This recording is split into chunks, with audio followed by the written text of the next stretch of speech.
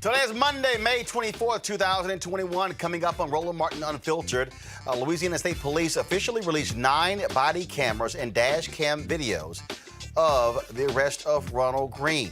His mother and attorney will join us to discuss. An inaugural Remembrance of George Floyd rally was held in downtown Minneapolis in advance of the first anniversary of his death, which is tomorrow. American companies pledged $50 billion towards racial equity following the death of George Floyd. But most of that money has not been spent. We'll talk about that and more in our Where's Our Money segment, where we'll also talk with the founder of the New Jersey Black Economic Justice Coalition about their demands for equity, financial equity, black economic social justice in New Jersey. And Democrats are concerned the provision ending qualified immunity for law enforcement officers will not be part of the final George Floyd Justice and Policing Act now being negotiated in the United States Senate. We'll also be joined by New York City mayoral candidate Eric Adams, who has been leading the polls along with Andrew Yang. Plus, Hezekiah Walker and Jason Clayborn will be here to talk about their musical collaboration. Folks, it is time to bring the funk on Roland Martin Unfiltered. Let's go. He's got it. Whatever the biz, he's on it. Whatever it is, he's got the scoop, the fact, the find. And when it breaks, he's right on time and it's rolling. Best believe he's knowing. Putting it down from sports to news to politics. With entertainment just for kicks, he's rolling. It's on go, roll, y'all. It's Roland Martin, rolling with Roland now. He's funky, he's fresh, he's real, the best, you know he's Roland Martin now.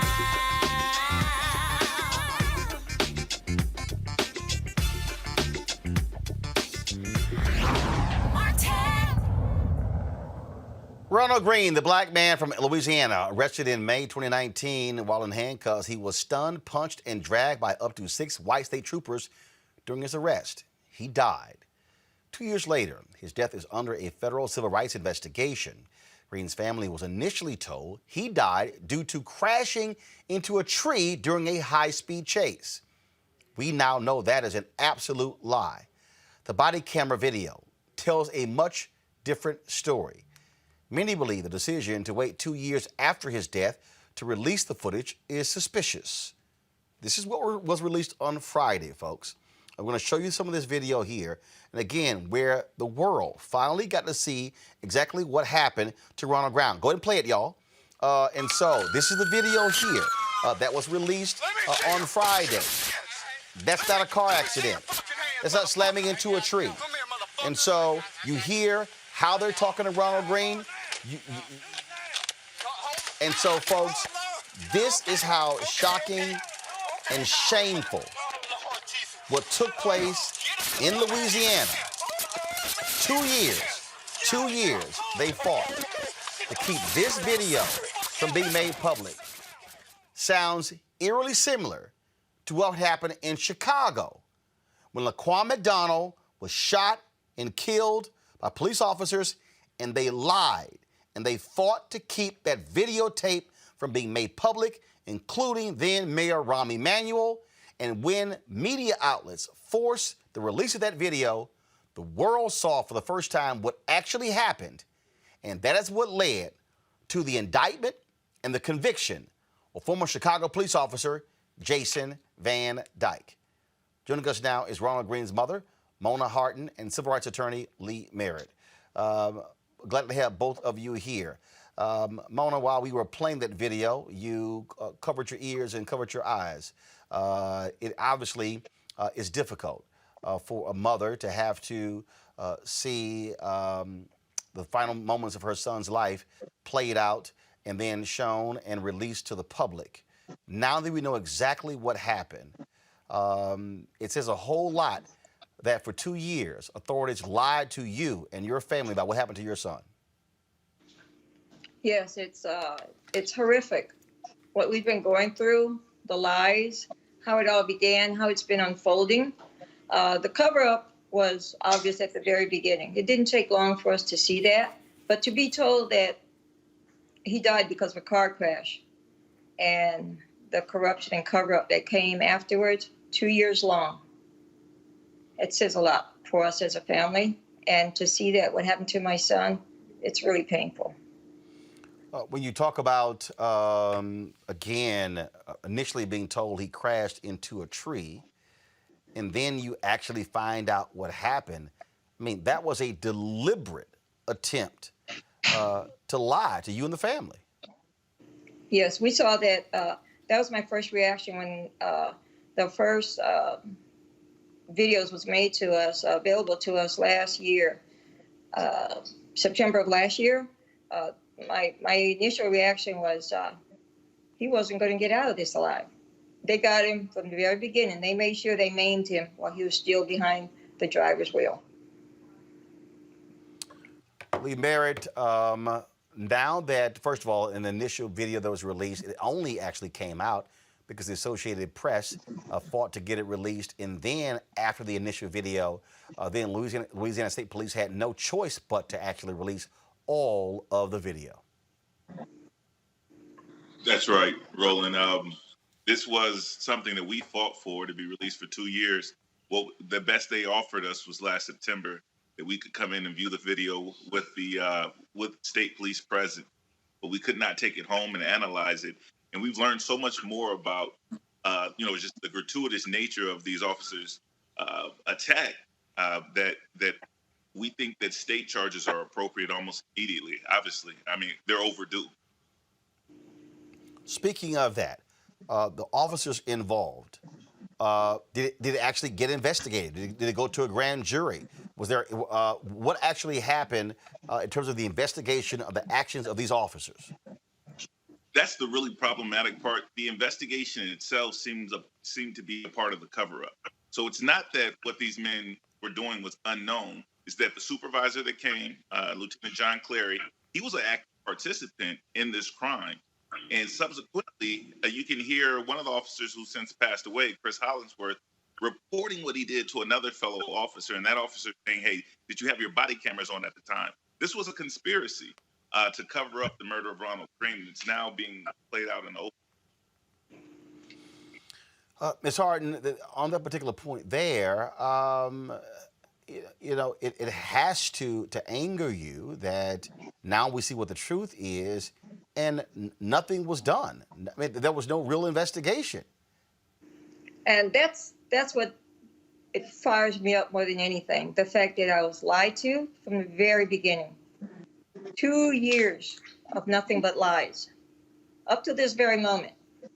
And the integrity of how and why they released the videos, that speaks a lot. It's just horrific that they don't care how deep they gab the family of Ronnie with mockery, with lies, with more conspiracy, just to cover themselves, protect their own selves. It's so I'm confused here, Lee, again. So did the state attorney general, did the DA in that district? So what actually? So was there no investigation? So again, the investigation itself, anytime there's an officer-involved shooting in most jurisdictions, it has to be investigated by someone other than the entity that committed the shooting.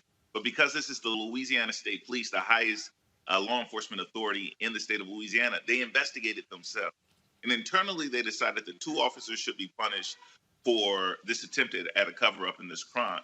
One was Chris Hollingsworth, who would have been terminated, but he died. He received his termination letter, and he was buried with all of the color guard honors. And then Christopher York, who received a 50-hour suspension for his role in the murder of Ronald Greene.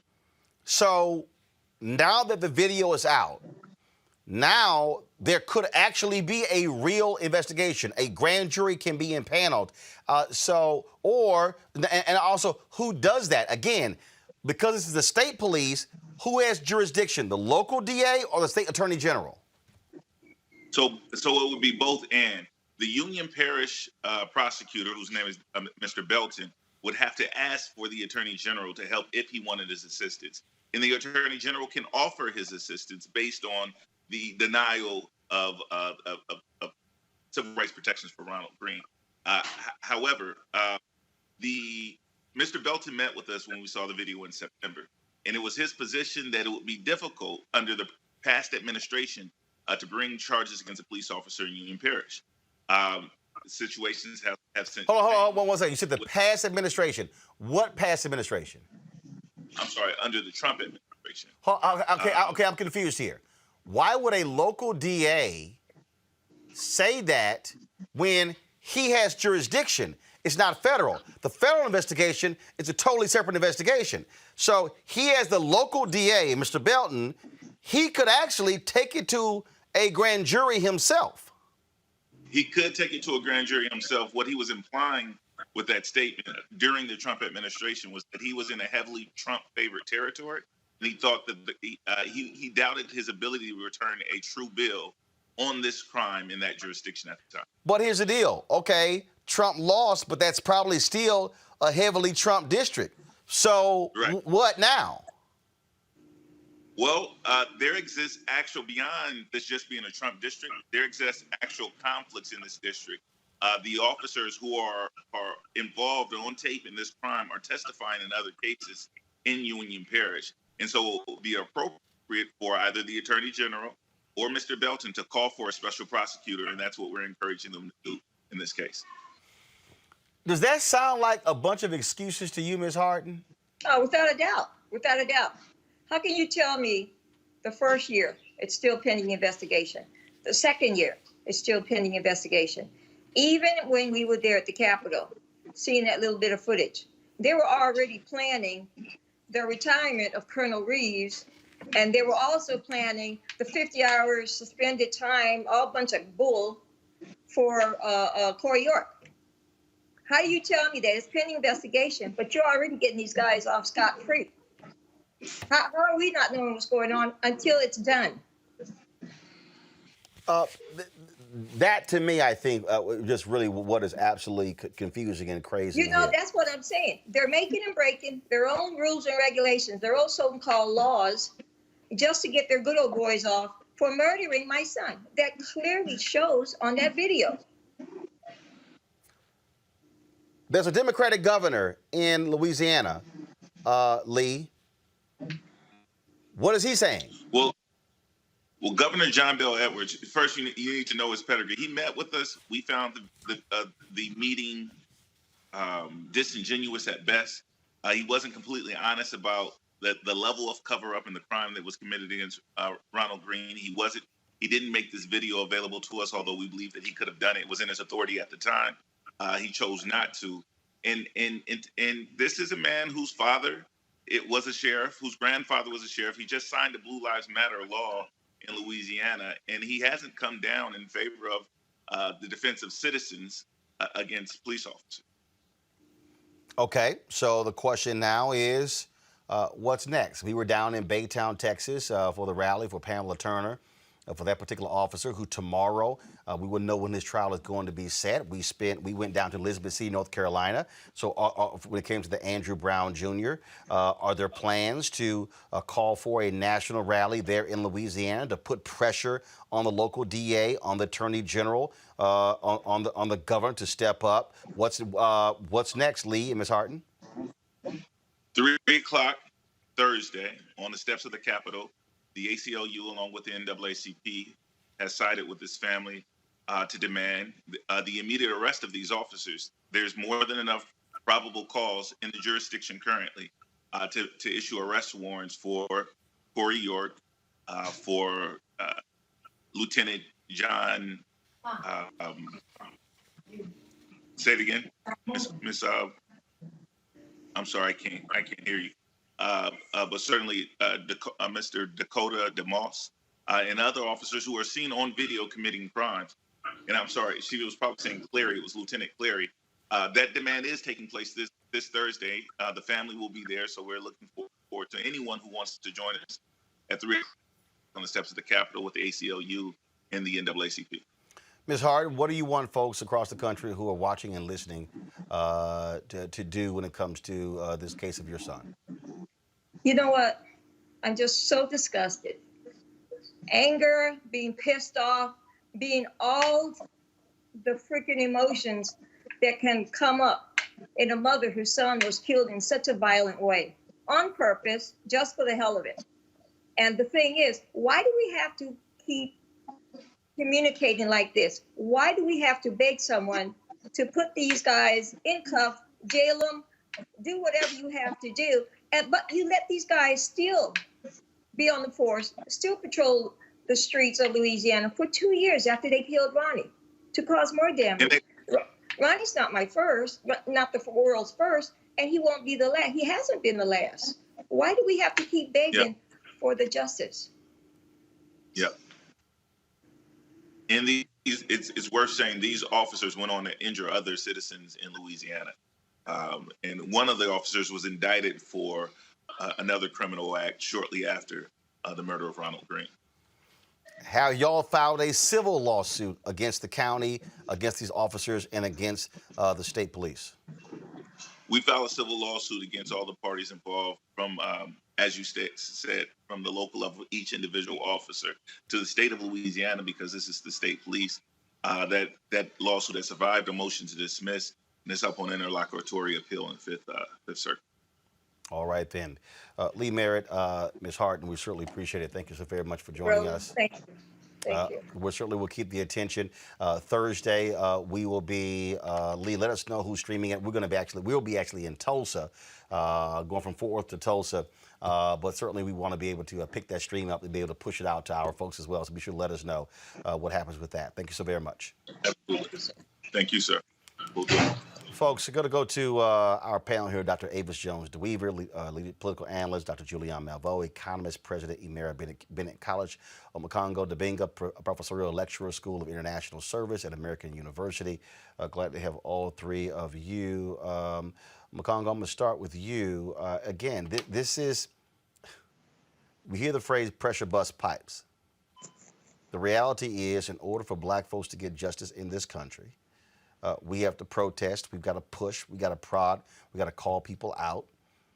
This is an example of what happens when you're in a deep red state, in a deep red county, where they clearly don't care about the life of an African American, and they will readily accept the lies of police officers and then cover it up. And on top of that, as you were saying, with a Democratic governor, and it doesn't even matter in a state like that. Our lives clearly don't matter. This is why every single day we have to continue to fight for the George Floyd police reform bill that people are all up in arms about, relating to issues of qualified immunity. These are the officers we're supposed to trust. These are the people who we're supposed to give the benefit of the doubt to. They lied to her, to Ms. Harden and her family for 2 years. And as Lee Merritt said, they've been talking about this for at least since last September. This is ridiculous. This is a cover-up at every level. If anyone did anything similar to this in any other type of profession, they would be in jail, in prison, in any way, shape, or form. We, as you said, we have to keep the fight up. We have to do all of everything that we've done, probably just to get some form of arrest. That officer who died, whose family got all the benefits, they should be lost. And I'm glad that we have a federal government now that's going to be putting up some other type of investigation into this right now, because we cannot let up. I'm so glad you asked about the rally that's going to be happening on Thursday, because they're going to get support from all across the globe. We cannot take our foot off the pedal right now, because this family, like so many other families, deserve justice. And it's not going to happen until we make it happen. And that's just the reality, Avis. And I think, look, it's just accepting that as a reality, that we're going to have to keep forcing these people's hand. And what we saw here, again, this was an attempt to cover this up, just like the Laquan McDonald case. That's why I don't hear jack from Rahm Emanuel. There's all this talk about he might become the ambassador to Japan for the Biden administration. What he did in that case is just shameful and despicable.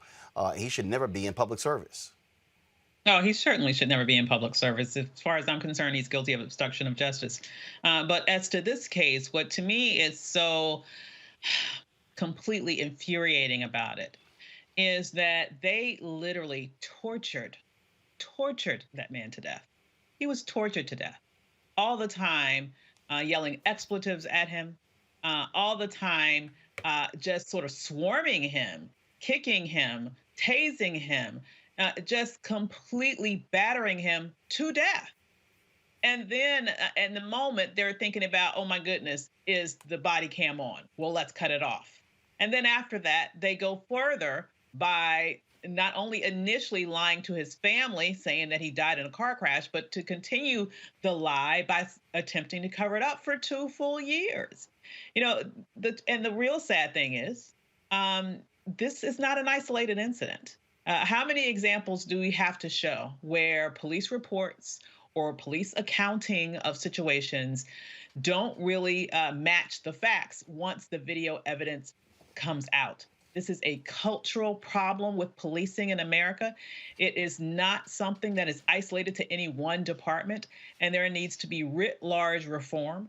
The Justice in Policing Act needs to pass. That needs to be a start, but that's not the end of all that needs to happen in order to root all of this, and as far as I'm concerned, terroristic activity in blue off the face of the earth. You know, Julian, when you look at this particular case here and you look at what we saw, and I say this to people all the time, body camera footage, dash cam footage is not the answer, it's not the panacea.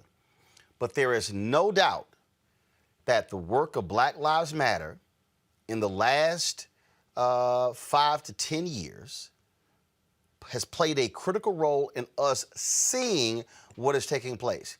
If the video did not exist, folks would be believing the lies. In the case of Michael Slager, who killed Walter Scott, they lied on that police report. They lied, but luckily it was a passerby who recorded that particular shooting. This is why body camera footage must be required for every law enforcement agency. I don't care if it's city police officers, county sheriffs, I don't care if it's constables, school district cops, I don't care if it's the state and the federal. Every agency should have body camera footage. And again, if they do not turn them on, that should mean immediate expulsion as a result. This is why those cameras matter. Well, you know, Roland, you have been the high priest of cameras in terms of your crazy-ass white people and any number of other things. The fact is that when you look at George Floyd, had that little girl, the 17-year-old child, had she not had the presence of mind to video that, we would be in the dark about what happened.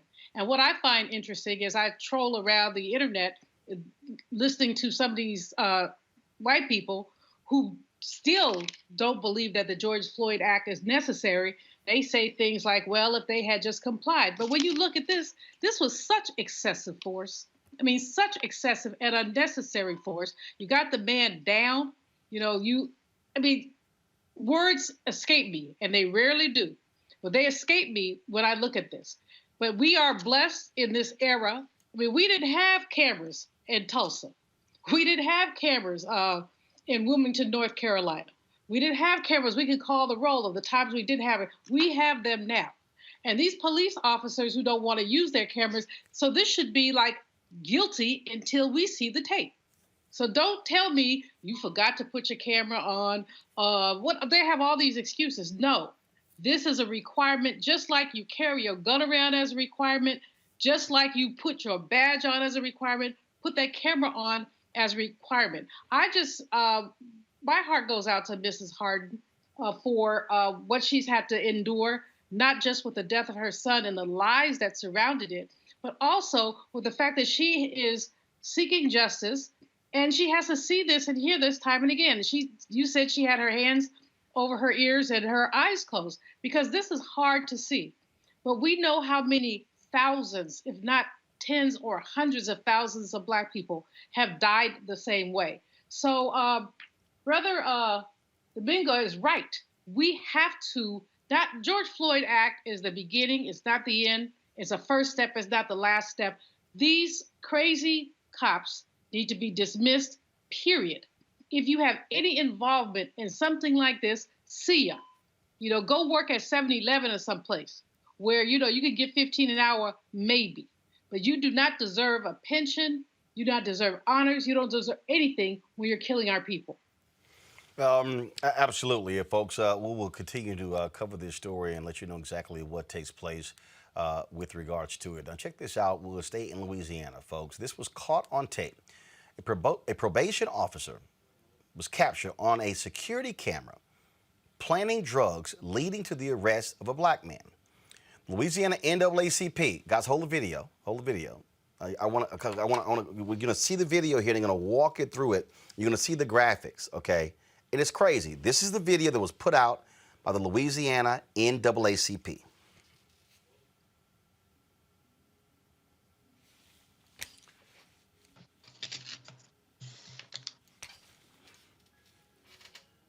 There's audio. Yes.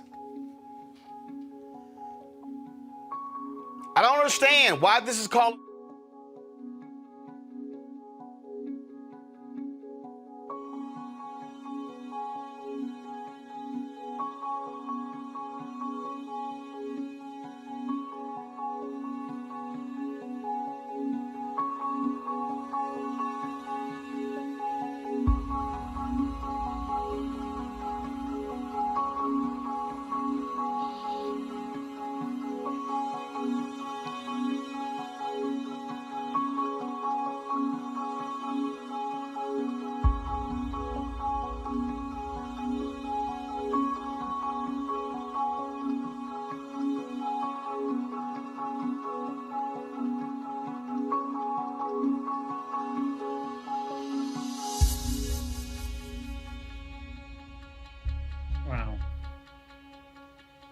Leave that up right there. Leave that up, folks.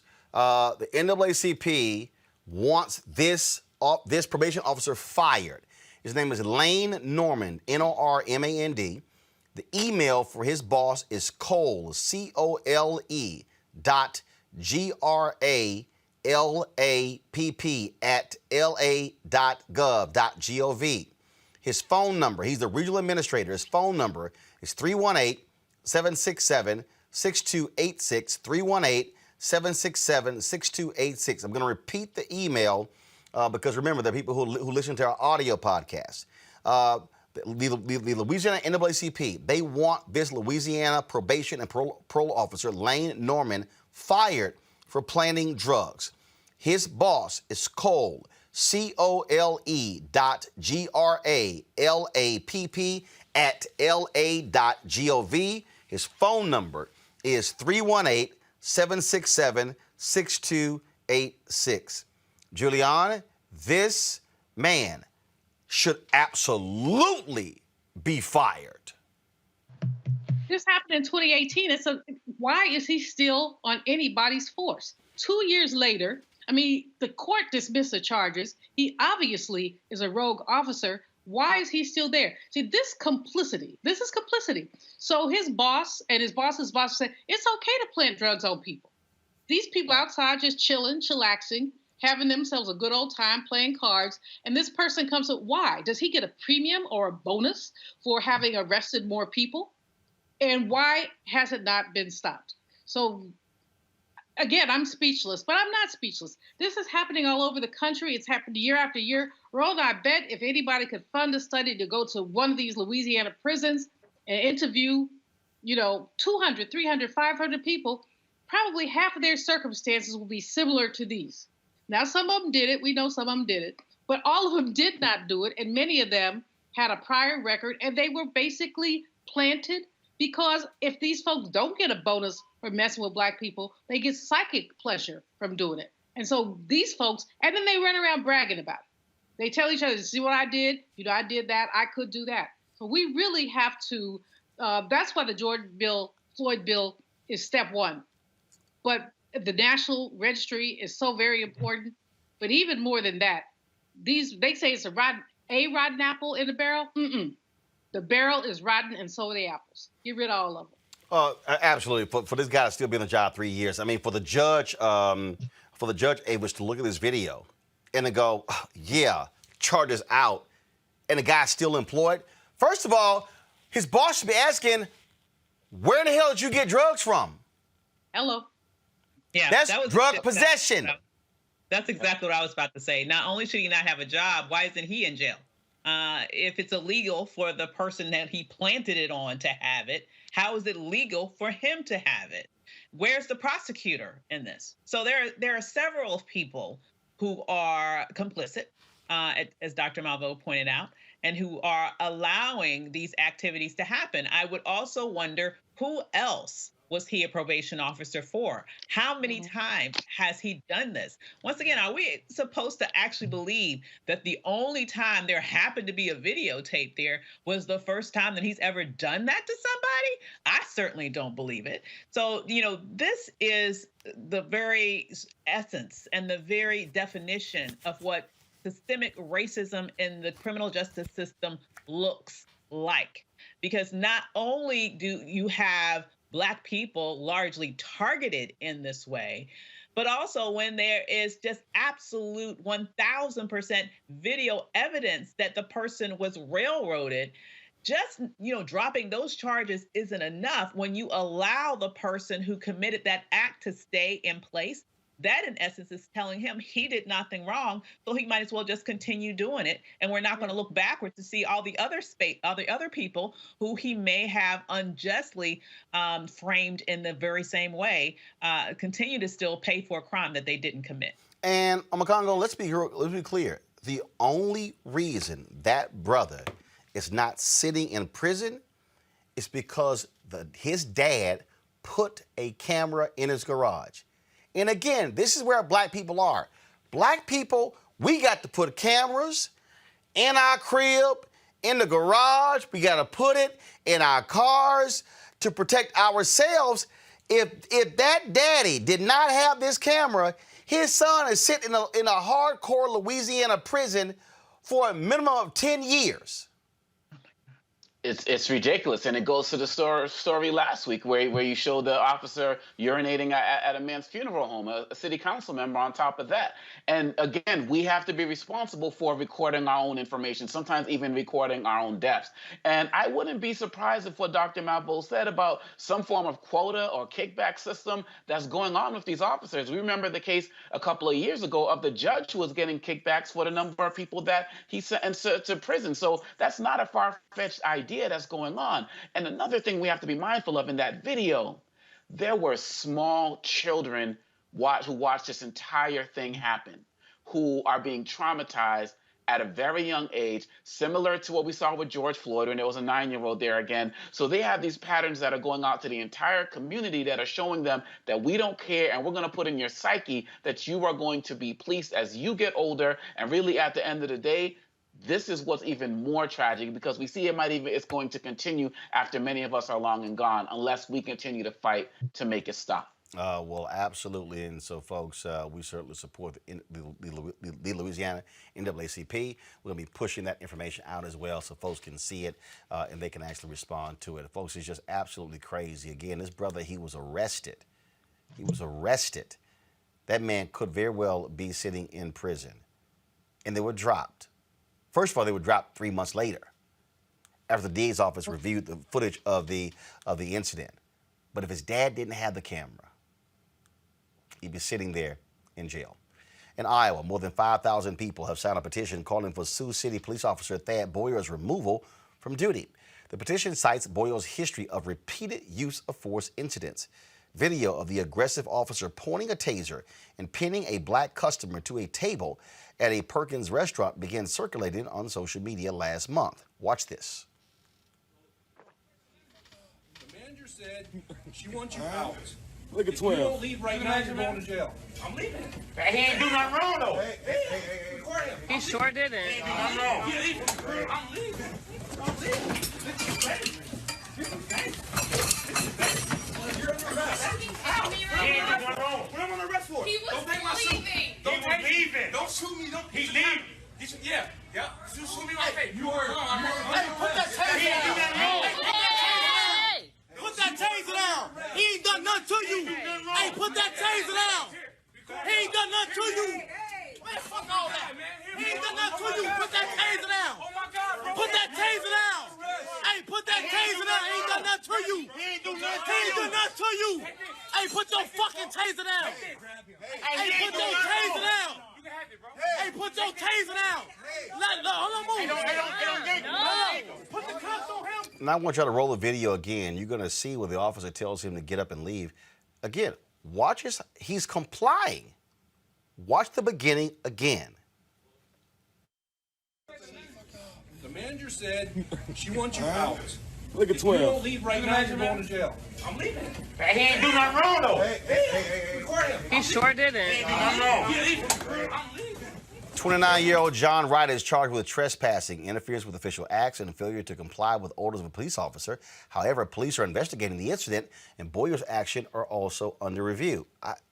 Okay, Avis, the dude is literally walking away, about to put his jacket on. Cops decide, oh, I'm just going to grab you and forcibly remove you. So this is what happens when you have an entire police ecosystem that is fueled with anti-Black hate, aggression, predisposition to violence. Because that young man was just trying to leave. He was trying to comply. You know, this is why I really get annoyed with people who go around, and you know, I understand that there is a need maybe for some of this, but I really get annoyed with people who go around, you know, trying to educate Black people that the answer is to comply. He was trying to comply. The answer is to stop having policemen who are out here terrorizing Black people. And as we've said a gazillion times on this show, there was an FBI report over a decade ago that talked about the fact that police departments across the country had been infused with white supremacists, and nothing has been done to root them out. You cannot make me believe that a lot of what we're seeing right now is a white supremacist wet dream. This is exactly what they want.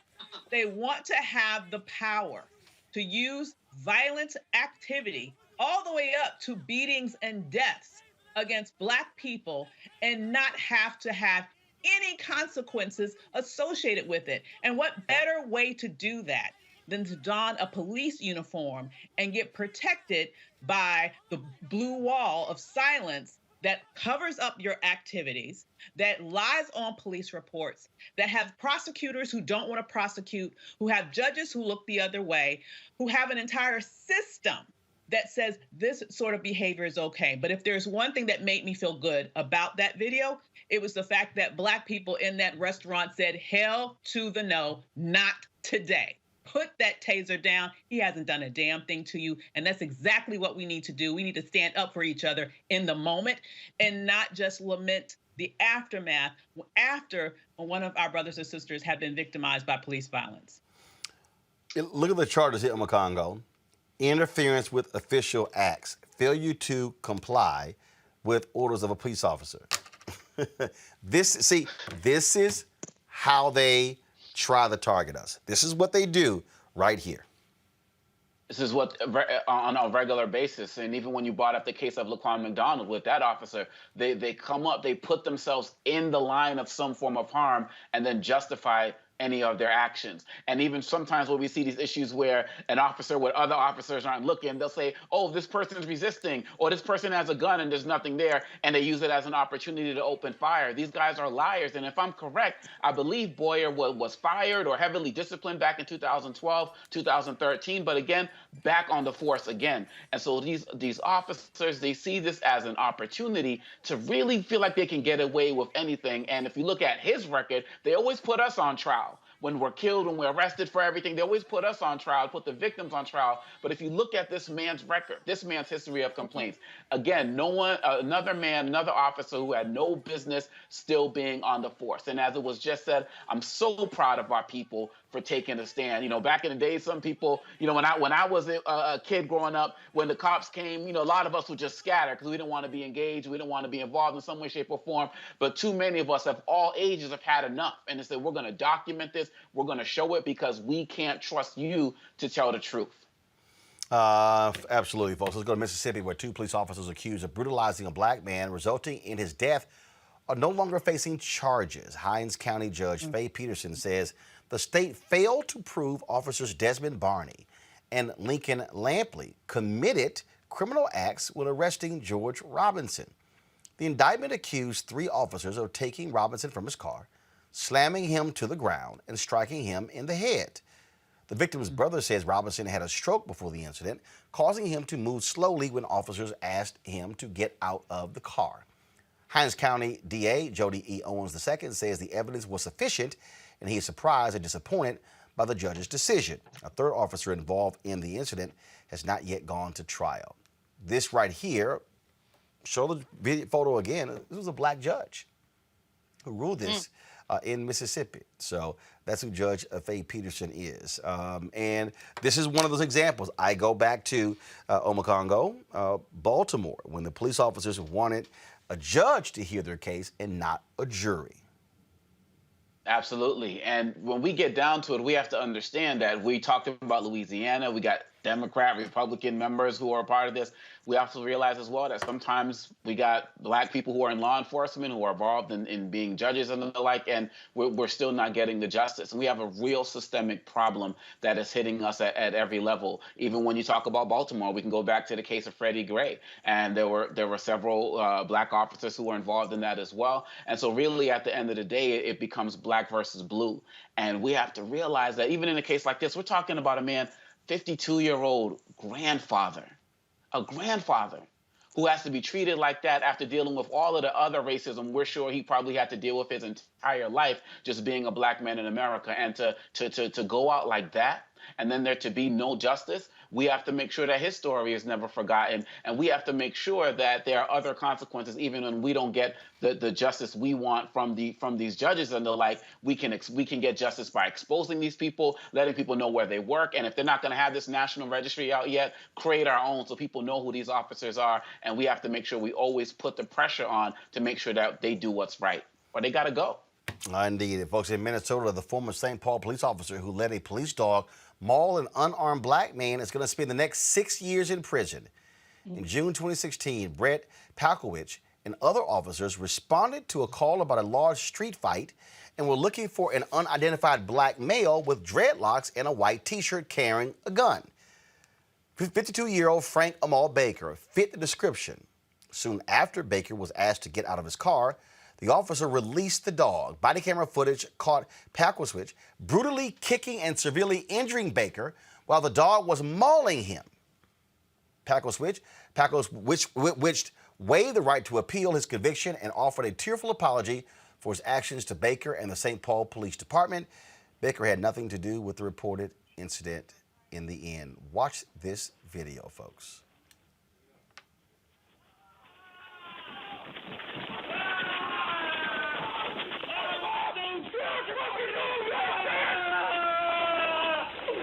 Hold on. I got a couple here. Yep. Yeah. Put your fucking hand on the ground. Don't move. Turn over. Please. Get up, buddy. Get up, buddy. Good. Get in the house. Get on the fucking ground. Use your hands. Get in. Get in. Move. Get in. Boy. Get on the ground. The fucking ground. Move. Fucking move. Good boy. Put your hands off your side. Don't move. Folks, again, this is critical. And see, this is the thing that I need people to get. Someone has posted on your YouTube channel, bro, this is a lot. It is. It is a lot. Which is why every single person who's watching this show, every single person who's listening to this podcast should be picking that phone up and calling their United States Senator today and tomorrow and Wednesday and Thursday and Friday saying, vote for the George Floyd Justice Act, get rid of qualified immunity. All these folks, and let me be real clear, I get black people who say, oh my God, black porn, don't show it, let the white folks show it. That's precisely why Emmett Till's mother, Mamie Mobley, said, no. Open casket.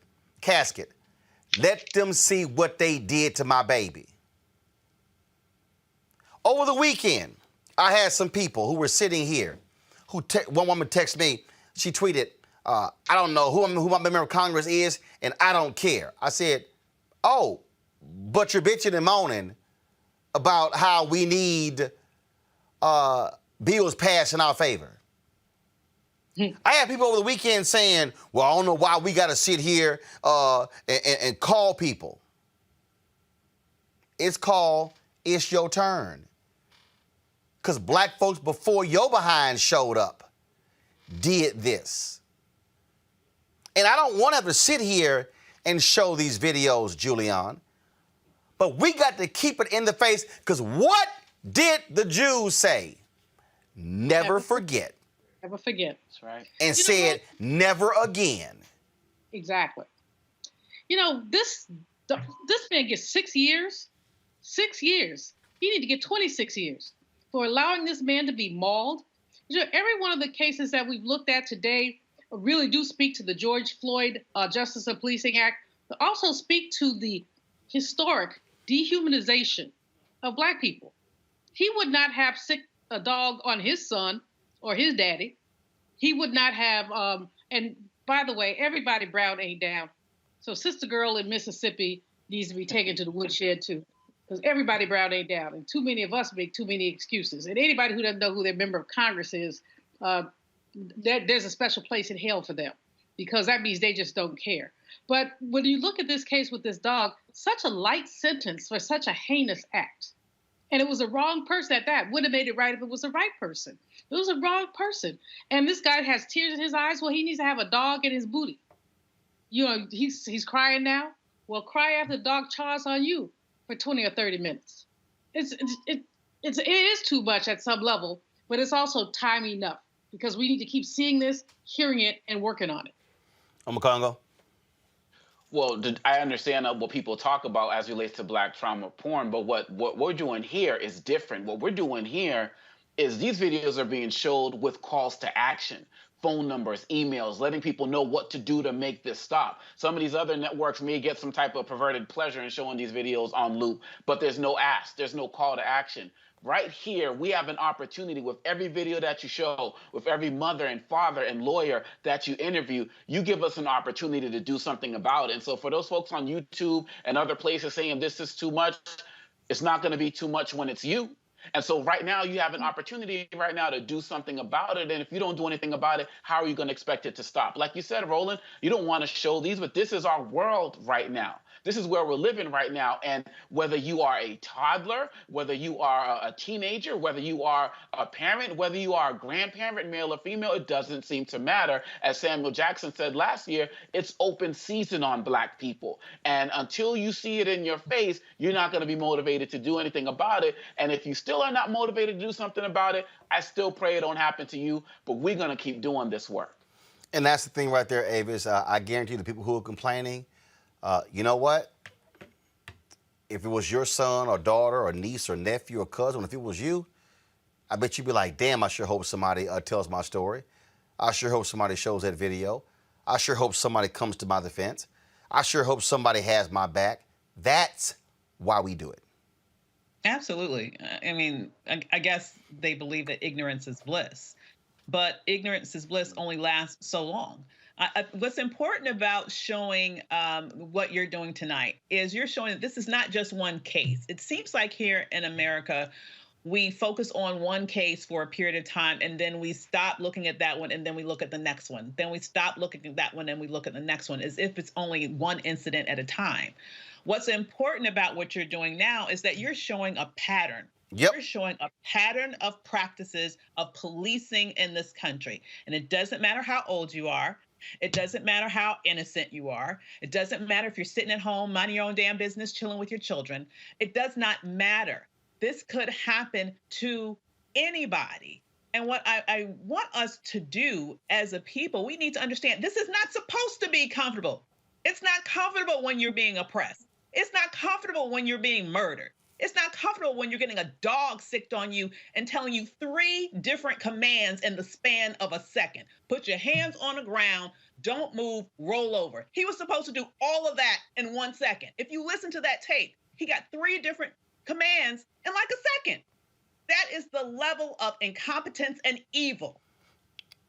I will just use the word evil that has infused police departments across the country. So the least that you can do, the least that you can do is muster enough courage to face it and then act to do something about it. And part of that acting is not just knowing who your representatives are, it's voting.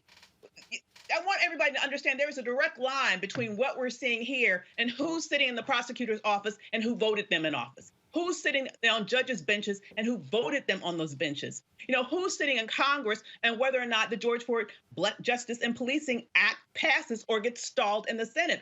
There's a straight line between that and the attacks on Black voting power in 43 states across the nation right now.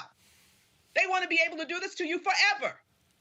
So my point is, let's stop trying to be so sensitive about this thing that we don't even want to see it and we just want to look away. We do not have that luxury. I know I don't for my sons, and you don't for yours, or your children, or even for yourself. And you're absolutely right. That's why we ran all these back to back to back to back to back, so folks can actually understand what's going on. I mean, that's what people don't understand. So, you know, we're sitting here focusing on the issue. Now, folks, in New York, Attorney General LETITIA James introduces a broad police reform bill that would target law enforcement's use of deadly force. James announced the bill would amend New York's use of force law to an absolute last resort from one of simple necessity.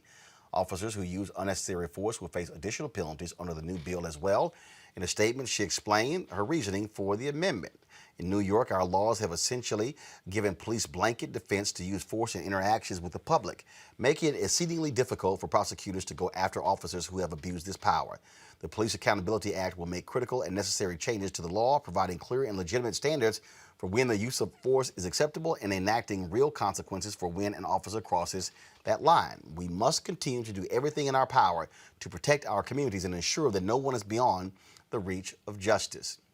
Now, folks, a group of House Democrats there concerned the provision ending qualified immunity for law enforcement officers would not be part of the final Judge Floyd Justice and Policing Act.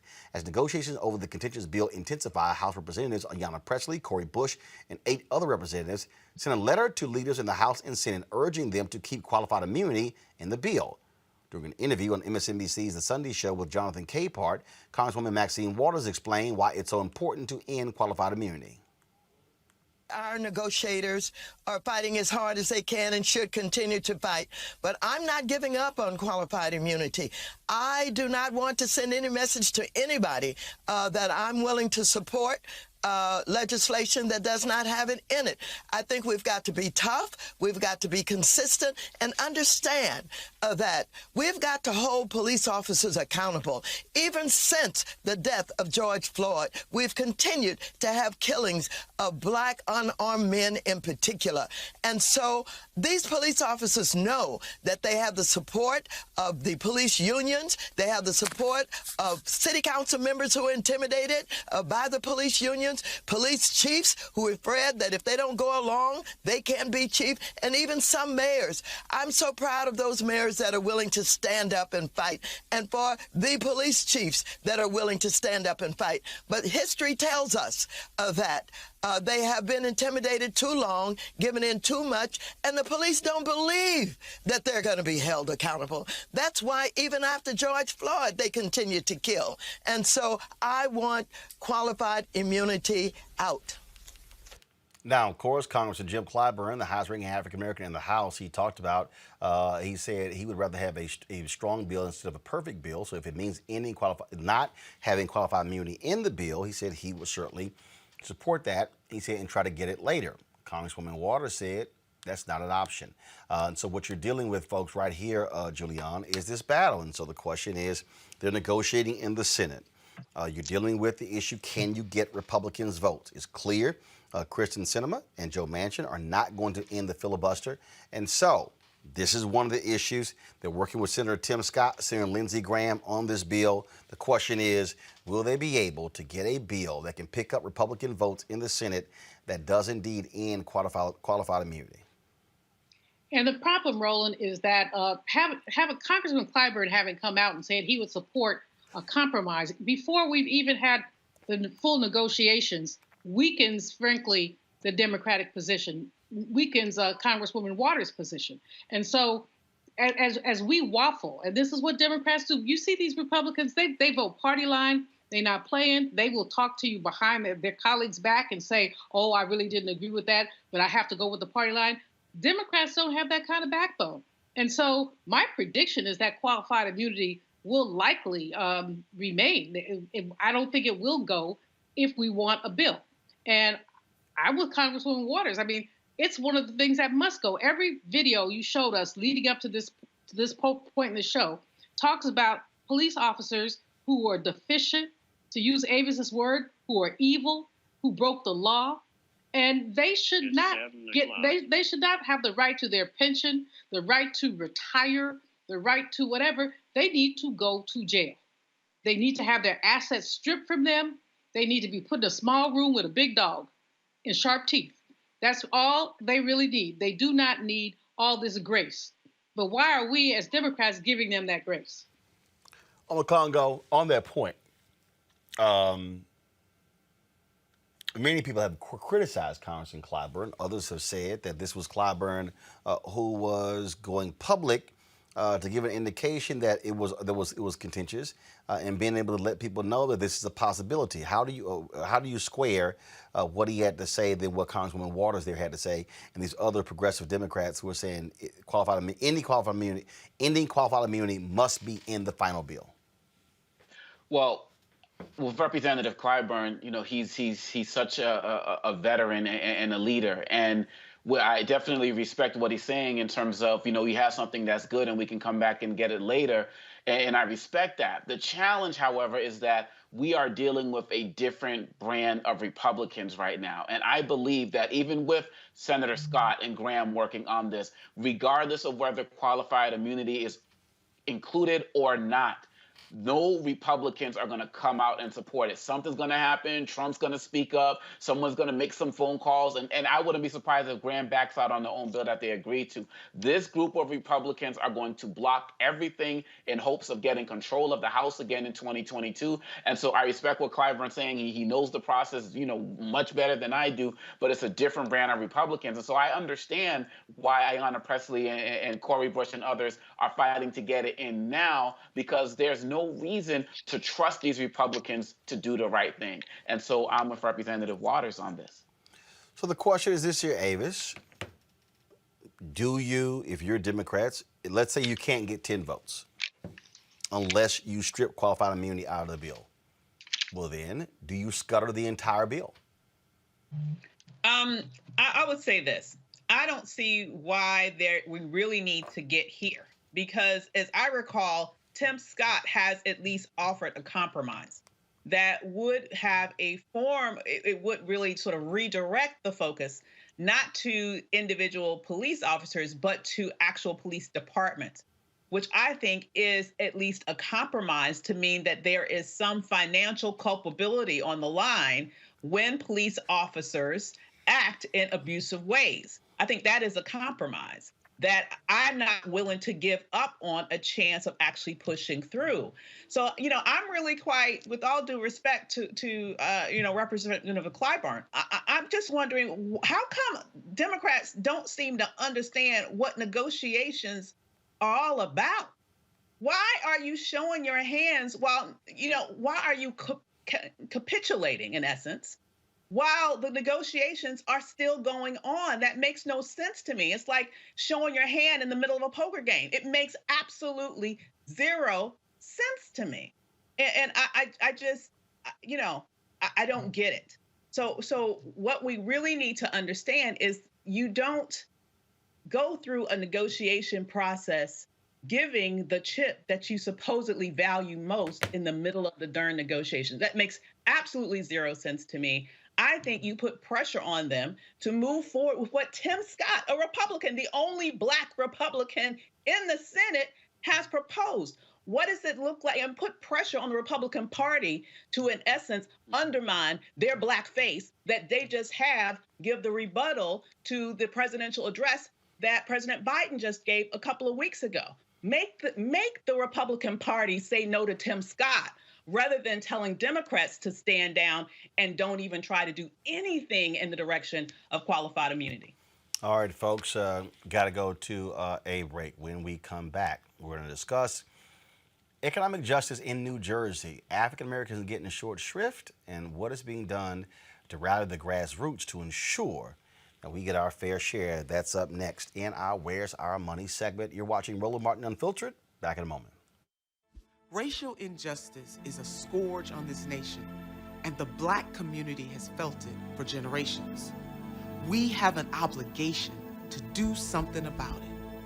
Whether it's canceling student debt, increasing the minimum wage, or investing in Black-owned businesses, the Black community deserves so much better. I'm Nina Turner, and I'm running for Congress to do something about it. When you study the music, you get Black history by default. And so no other craft could carry as many words as rap music. I try to intertwine that and make that create whatever I'm supposed to send out to the universe. A rapper, for the longest period of time has gone through phases. I love the word. I hate what it's become, and to this generation, the way they visualize it. Its narrative kind of like has gotten away and spun away from, I guess, the ascension of Black people.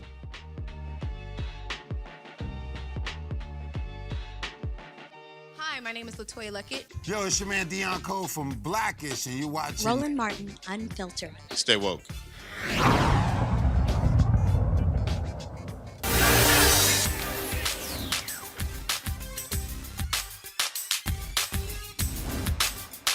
Being frozen out.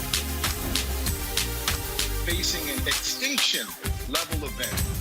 We don't fight this fight right now, you're not going to have Black-owned businesses.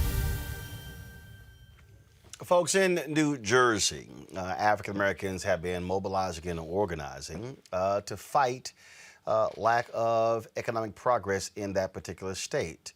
You might remember us talking about Jacob Waldauer, who is, of course, Blueprint Capital. He's the CEO of Blueprint Capital, filing a lawsuit against the state of New Jersey over pension funds, the lack of African Americans managing money in that particular state. They've been highly critical of New Jersey Governor Phil Murphy and Democrats who run that state by saying they're freezing African Americans out. Well, Reverend Dr. David Jefferson, he has partnered with other preachers and others in New Jersey to found the New Jersey Black Economic Justice Coalition. Over the last couple of months, I've actually participated in a couple of Zoom town halls with them to raise awareness to this, and he joins us right now. Pastor Jefferson, glad to have you on Roland Martin Unfiltered. For people who don't quite understand what we're talking about here, New Jersey is a very democratic state. You have places like Newark and Camden and others where you have Black leadership. But when you talk about the money, and it always comes down to the money, Black folks are absolutely being left out of the economic prosperity in New Jersey. Absolutely, Roland. And let me just say thank you, man, for what you're doing, the attention that you're drawing to this issue. It is perhaps one of the most critical issues, Roland, in our country today. When you have, quote, 1% of individuals in this country, Roland, owning 99% of the wealth, you know right then and there that over the years we have had some inequities and lack of inclusion. All the way back to, if you read Where Do We Go From Here, Crisis or Chaos, Dr. King talked about in that book an economic revolution that we needed to have in order to balance the playing field and level the playing field in this country. And I would have to say to you that when you look at New Jersey, we have one of the highest tax rates in this country. The disparity that exists between white and Black folks in the state of New Jersey when it comes to average income, $9,000 average for a Black family, $217,000 for a white family. Tell me, how do you make it in a state where the income or where the economy is some of the highest in the country? And I would submit to you that New Jersey is definitely struggling with this, and we're causing people to come together. But Roland, I think the first thing we have to do, man, is educate the public. We got to educate the public We got to equip people to engage in this revolution, because at the end of the day, the next generation will be impacted significantly if we don't get some real grip around this issue. So, the New Jersey Black Economic Justice Coalition has come together to not only shine light on this, but to put pressure on individuals that we have elected who are supposed to be with us in bringing about economic justice in the state of New Jersey. Now, right now, every office holder in New Jersey is up for election. What have y'all been doing to drive this point in challenging them as they're trying to campaign for votes? How are you empowering the church members to have the information? What are the pastors challenging them with? And have you actually heard from officials make any concessions or meet some of the demands? I would say that right now we're still in that real getting the information out. We have articles that we put out. We've had op-eds that we put out. We've held to date at least 4 major town hall meetings where we can put it where the goats can get it. Most of the people can't even relate to the whole notion of disparity, where the money is going, and why African Americans are not getting their fair share. We put Phil Murphy into office with 94 to 95% of the Black vote. That is the highest number of Black votes any governor in the history of New Jersey have ever gotten. And this governor ran on a platform of economic fairness. So we have to educate Black people that you have to make sure that when you vote, you are putting your vote where we can get an economic return, and not that you just always vote Democrat. And we have to continue the grassroots effort in order to make sure our congregants understand that. And so we have another major town hall that is coming up the end of June, where we will have Black preachers on there across the country. We're reaching out to Bishop T.D. Jakes. We're reaching out to Dr. Franklin Richardson, who head the Council of Churches, because we're going to bring Black preachers together in a huge town hall along with their congregation, so that our people who sit in the pew can really understand where their money is going and how they should really vote. If Black people had not turned out to vote for Phil Murphy, Phil Murphy would not be a governor today. And I would admit that I think we have that same situation with a number of people around this country. And by the way, let me just say that this whole notion of the pension fund in the state of New Jersey is the same across the country. We only have a small percent of asset managers, Black asset managers, who have a small piece. I think Robert said it's like 1.5% to 2% across the entire country. So this is not just a New Jersey issue. This is a national issue for which we need to get our arms around. And in fact, in one of the town halls that we streamed, John Rogers of Area Capital Management was on there, and this is what John had to say. Again, it comes back to us. I tell people all the time that we wouldn't have lost the Ebony Jet Building here in Chicago if we had people working in major consumer products companies insisting that the advertising go to a Black company like Ebony or Jet, or Black Enterprise, or WBON Radio, what have you. But we sit there and allow this to happen. And so, I think I know you know this, 17 years ago, we started a conference called the Black Corporate Directors Conference with Charles Tribbett from Russell Reynolds. And the whole concept was started because I noticed that there were very few Leon Sullivans in the boardrooms of corporate America, people willing to speak out and make change. So conference has grown from 30 directors to last year, before COVID, we had 300 directors come together. And we've had everyone come and speak, from Barack Obama to Jamie Dimon to Ursula Burns to Don Thompson. We've had Magic Johnson, which has been an extraordinary success story, the kind of speakers we get. Usually 7 CEOs of giant companies. Robert's been there. David Rubenstein's been there. It's just been a wonderful thing. But what we do every Friday night, we have what we call the conscience of the conference. Someone to remind us the responsibilities that we have to fight for economic justice once we're in the boardroom. So over the years, we've had Harry Belafonte, we've had Andy Young, we've had Congressman Clayborn, we've had Reverend Sharpton, we've had Reverend Jackson, Sherilyn Ifill, Valerie Jarrett, people who are committed to our community. They're going to be willing to show us how to fight for economic justice when in the boardroom. And that's always been the highlight of that conference, Again, having those folks who actually marched with Dr. King or believed in Dr. King's movement. And because too many of us directors get in that boardroom, we're just happy to be there, to collect the checks, not make anyone uncomfortable, hope that nothing changes. But if we don't speak out, we're actually giving cover for the status quo to stay the same. Because the white CEO sits there and says, well, I've got a black director, they're not saying anything, things must be okay. It gives them an excuse to not fight for change. So again, I keep coming back to this, it's up to us to fight in that spirit of John Lewis. And again, make good trouble, point out what— Hey, Jennifer, thing right here, before I go to my panel with questions for you, Pastor Jefferson, why we created this segment.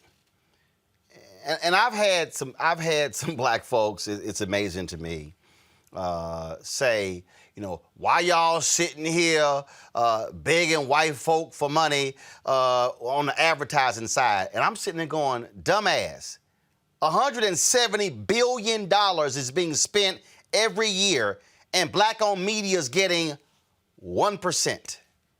And you're asking why will we demand that when we are nearly 12% of the people who buy General Motors cars. We are 40% of the people who spend money at McDonald's. We are spending billions of dollars at Target, billions of dollars at TJ Maxx, billions of dollars with Apple and with Samsung, and we can go on and on and on.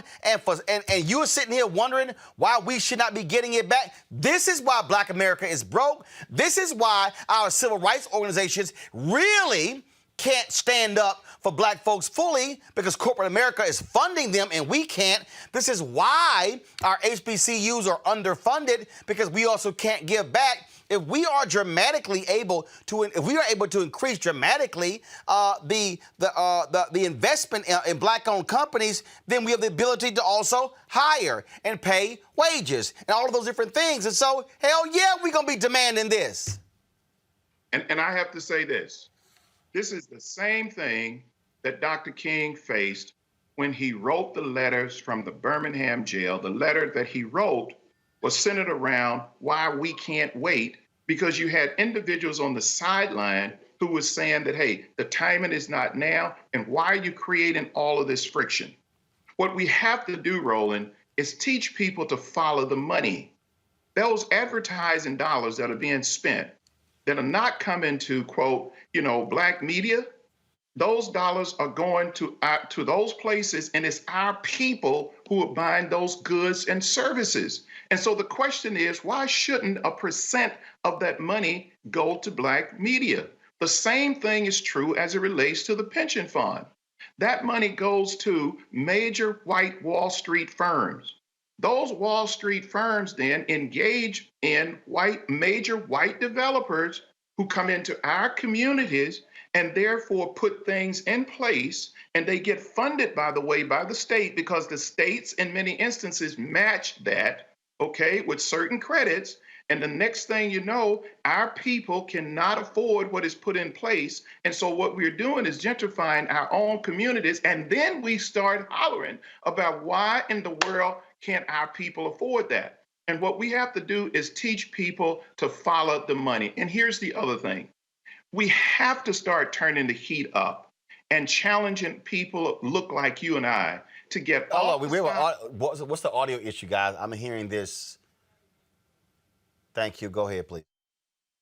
We have to challenge our black elected officials to come with us, get off the sidelines, and let's really get equipped to stand together to get our fair share.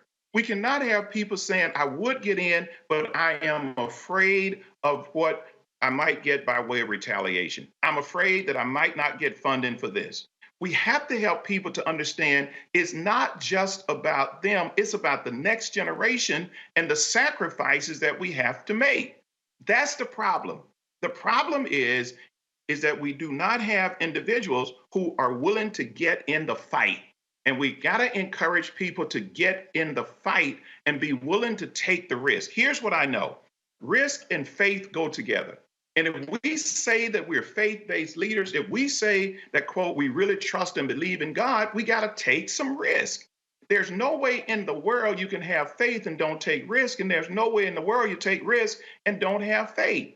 Those two things go together. And guess what? We have the power in the pew. And I honestly do believe Dr. Leon Sullivan really was able to do what he did because he had the backing of the congregation that he was with.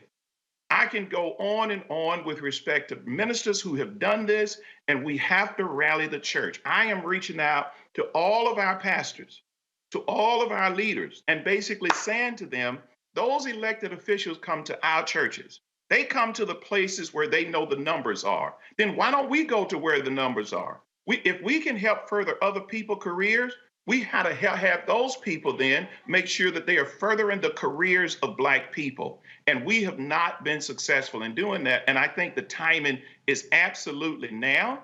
And I think you're drawing attention to the issue, and we're going to get more people involved. Julian? Robert, data show that African Americans disproportionately work for municipalities, cities, states, the federal government. For Black women, almost 20% of us in those kind of occupations. So those are our pension dollars that we're talking about, our pension dollars that are sitting there. So the question becomes, in terms of pension fund governance, are there opportunities for workers to participate in pension fund governance, or who is involved in the governance of pension funds in New Jersey? And is this a possibility for a legislative fix to ensure that at least one pension fund worker is on the pension board? Absolutely. We have not had a person of color hired into that hierarchy in the last umpteen number of years. We haven't even had a Black treasurer in the state of New Jersey since the inception of the entire state. And so we have not had Black representation there, and people have not understood that. And you're absolutely right. I asked my congregants one Sunday, and we have 3 services, how many of you all have money in the pension fund? Close to 60% of the individuals raised their hand. Those individuals right now have no say, but they don't know that they don't have any say unless pastors like myself understand this economic picture and begin to educate them. Until we have people positioned like you're talking about right now, and people knowing that we make up a good 13, 14, 15% of this pension fund, you're talking about $80 billion pension fund in the state of New Jersey, one of the largest in the country. And we literally have no representation. We literally have no voice, and we literally have no input as to where that money is going. That is a crime. I mean, that is absolutely, and from my perspective, totally unacceptable. And I would admit to you that I think a number of other states are the same way. Oh, yeah. Omekongo? Reverend Jefferson, you make a powerful argument for why we need to have more of our Black leaders involved, and I really commend the work that you're doing with your church and other churches. And you also talked about the government's response. I'm wondering, in New Jersey, what is the response from the corporate entities, particularly in this post-George Floyd era where people have made more commitments to finances and diversity, and they're like, have they been hostile to you, or have they shown a commitment to work with you, or are they just feigning ignorance right now? They have not been hostile, but they have also not worked with us yet. And we have something afoot to bring them to the table. Here's the real deal, and here's what's going down. What is absolutely going down is this. We have individuals who are at the point of pain, but have no understanding as to how they can get out of where they are. And if you really think about this thing, there is nothing afoot right now to balance this thing. There's nothing afoot. We have to have some kind of legislation, and that's what we're going to put on the table of the governor. Before Phil Murphy get elected, we're going to make this issue so big, and Dr. King puts it very clear in his book. He says you have to bring direct action in order to get relief. He said the last thing that you want to do is protest, but you have to indeed draw attention to the fact that someone have their knee on your back or on your back. And so what do we have to do? We got to bring about direct action. If we bring about no direct action, things are going to continue the way that they are right now. You know, we like to romanticize Dr. King, but my question is, how many of us are absolutely living the dream and bringing about some of the change that he talked about? You know, every birthday, every day, his assassination day, all over the country and all the networks, we're going to play that up. And guess what? We are still having a knee on the neck economically, and we are not moving this needle. But I would say to you that we're bringing about the pressure, and I really have to kind of give Roland some kudos here because, man, if you don't bring attention to it, I'm telling you right now, we'll never get the change that we absolutely need. Avis.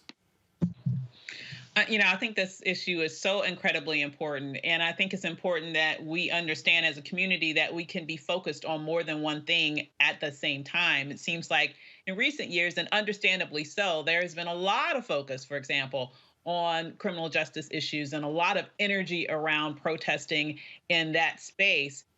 Do you foresee an ability to sort of find some sort of hook, some sort of link that would energize the Black community around this movement with anywhere near as much fervor as we're seeing in those more sort of just direct violence types of cases where people are seeing a threat to their lives? How can we do a better job of emphasizing the importance of economics? Because I would argue that in many ways, that's killing us too. Man, you're so right. I mean, and here's the thing. First of all, thank you so much for asking the question. I think the challenge is exactly what Roland kind of positioned up front, and that is Black people saying, why are you folks doing this, or why are you doing that? It's almost like we have to beg for what is rightfully ours, when indeed we're spending huge dollars, whether it's in taxes, whether it's with companies, you name it, we are spending huge, huge dollars. I think that one of the places we have to focus is also on young people. When we even start to talk about this notion of forgiving, let's say, college debt for young people, do you know how important that is? And I think that we've allowed then the Democratic Party to start moving away from that, when really, do you not know that if that debt is forgiven, that's a mortgage for a ton of our young people? When you're coming out of school economically a slave, I mean, and I use, slave in terms of in debt. When you're coming out of school with that kind of debt, do you know how long it takes to get any kind of equity, to get any kind of investment? So I think we have to also focus on young people and put some attention on those places where they have enormous interest and try to build it with them as well. And I also think that we just gotta hold people accountable.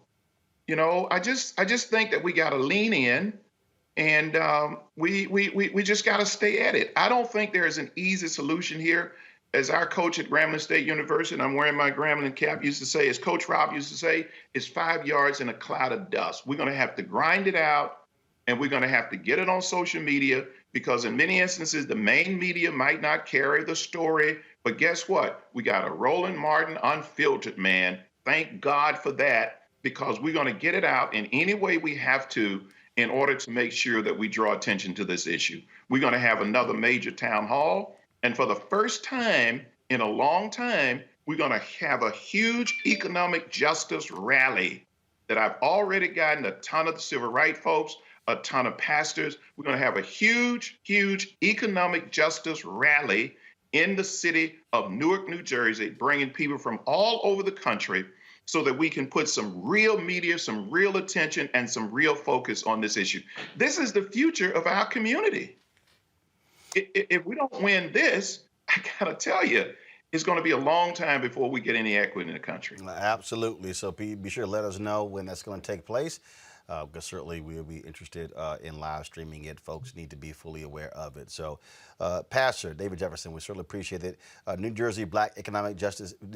First of all, go to njbej.com, folks, njbej.com for more information on what they're doing there in New Jersey. Folks, we're talking about billions of dollars that we don't get. That's what Would the it whole be? issue is. Would it be, Roland? Would it be? All right. Pastor, we appreciate it. Thanks a lot. Thank you. Let me actually also speak to that real quick, folks. Pull up what you see there on lower third there. So you might have seen, folks, at the bottom there. We actually had lower thirds there. So you see, where's our money? A little bit earlier, we had an ad that was running that for Nina Turner. If y'all can go ahead and put that up, that'd be great. And what's been very interesting, I've had people who have been commenting on social media. How dare you? How dare you post a video of her on your Twitter feed and on your Instagram feed and on your Facebook page? I said it's called paid advertising. I said, now here's what I find to be curious. I said, ABC, NBC, CBS, Fox, CNN, MSNBC, every local television station, every radio station, newspapers, magazines, podcasts, websites, they all do political advertising. But when black-owned media does it, folk like, oh, what you doing? Then I had people who would say, well, would you take advertising from her opponent? Yeah. All you gotta do is call. See, what I need people watching to understand is that it's amazing the standard that folk have for black media they don't have for white media. It's amazing when they tell us what we can and cannot do and should not do, but don't say nothing when they do. How do y'all think we stay on the air? How do y'all think we going to Fort Worth on Wednesday to broadcast a parking lot rally with Deborah Peoples, who's trying to become the first black mayor of Fort Worth? How y'all think the airline tickets get paid for? And the hotel rooms? And the driver, and the security, and my production people. And then we're going to go to Tulsa on Thursday and be there for 6 days. How do you think this stuff get paid for? So I wish some of y'all would stop sitting here saying what black media, what we can and cannot do, when y'all don't say nothing when billions are being spent with white media. And all of a sudden, we get some political advertising, and oh man, you selling out, all that nonsense. And most of the folk who doing that, they ain't even joining our Bring the Funk fan club. Ain't giving a dime, and all they doing is commenting and watching for free. If y'all want to support what we do, please support us and join our Bring the Funk fan club. Every dollar you give goes to support this show. Cash App, $RM Unfiltered, PayPal.me/R Martin Unfiltered, Venmo.com/RM Unfiltered, and Zelle is Roland@RolandSMartin.com. Folks, if you give on YouTube, don't forget we only give 55 cents of every dollar you give there. So if you give us to us direct, then we get the full 100%. So we certainly appreciate that.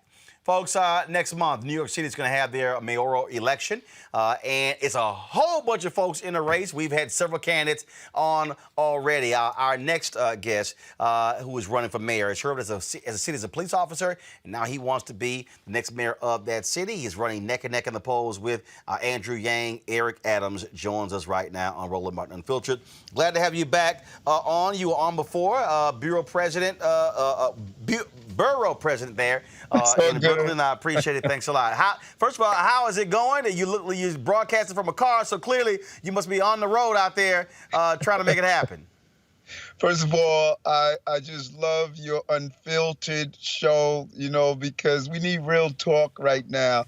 And let me just plant a seed, Brother Roland, which is crucial. My campaign is in the philosophy and theory of Archbishop Desmond Tutu. We spend a lifetime pulling people out of the river. No one goes upstream and prevent them from falling in the first place. All over the country, New York included, all we do is pull people out of the river of crime, homelessness, lack of education, all those issues we're seeing. There's no desire to stop folks from falling in the river because we have profitized and made money out of pulling people out of the river. And that's the difference between Eric Adams and everyone else that is running. What is your core message to African Americans in this city? Why should they and others be voting for you to be the next mayor of New York City? It's about ending inequalities, and those inequalities are created based on agencies within our cities. And this is not just a New York issue that I'm fighting for. It's a national issue. I'm going to get it right in New York, and it's going to cascade across the entire country. Cities are made up of agencies, and our agencies are creating the inequities and really the injustices throughout this entire country. Just look at the fact in New York City, 65% of Black and brown children are not don't meet proficiency every year. If you don't educate, you will incarcerate. 80% of the men and women at Rikers Island, our jail, don't have a high school diploma or equivalency diploma. I know how to take our city upstream, and I'm not just a cop. I was arrested by police officers and brutalized, and civil rights leaders asked me to go into policing to fight from within. I started 100 Blacks in Law Enforcement Who Care, and I was a civil rights leader in the police department and led the reform that you're seeing across this entire country right now. So when you talk about economics, look, New York, Wall Street, capital there as well. When we talk about African Americans, businesses, there are some that do well, but the bottom line is there's so many people who are being left out. How are you going to make sure that every city department, that those dollars that are flowing, the billions of dollars in that city, don't just go to folks who don't look like you and I? Well, let's be clear. Let's first start with the dollars that are coming from taxpayer dollars. We spend $22.5 billion a year in goods and service and procurements. Yet much of those dollars are leaving the city, and we don't see it recycled in our small businesses. I'm going to turn that game around. Number one, I'm going to hire a chief diversity officer when I walk into City Hall. Number two, I'm telling all of my procurement officers in every agency, you ought to hand in your letter of resignation, and I will make the determination if I'm going to move on that. Number three, which is extremely important, that's not being done in New York at all, I'm going to put in place a real-time system where we can monitor our agencies in real time of how are you reaching the goals that I set up for you in procurements of goods and services, and we're going to zero in on those communities that were hardest hit by COVID virus. We will reach our numbers. We will judge them monthly. And if you're not reaching the numbers that I expect of you, I'm going to move on that letter of resignation and put a person in that understands the mission that Mayor Adams has set out for our city.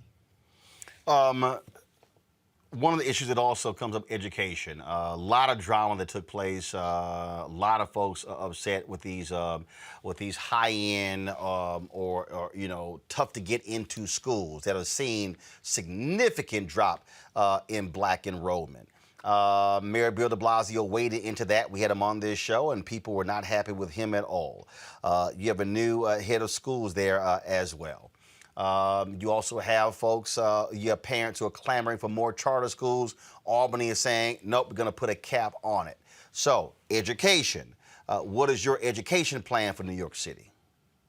Brother, thanks so much for that, Roland. Let me tell you something. We get caught up in the conversation and not the education. Adults are battling over something while children and babies are failing all the time.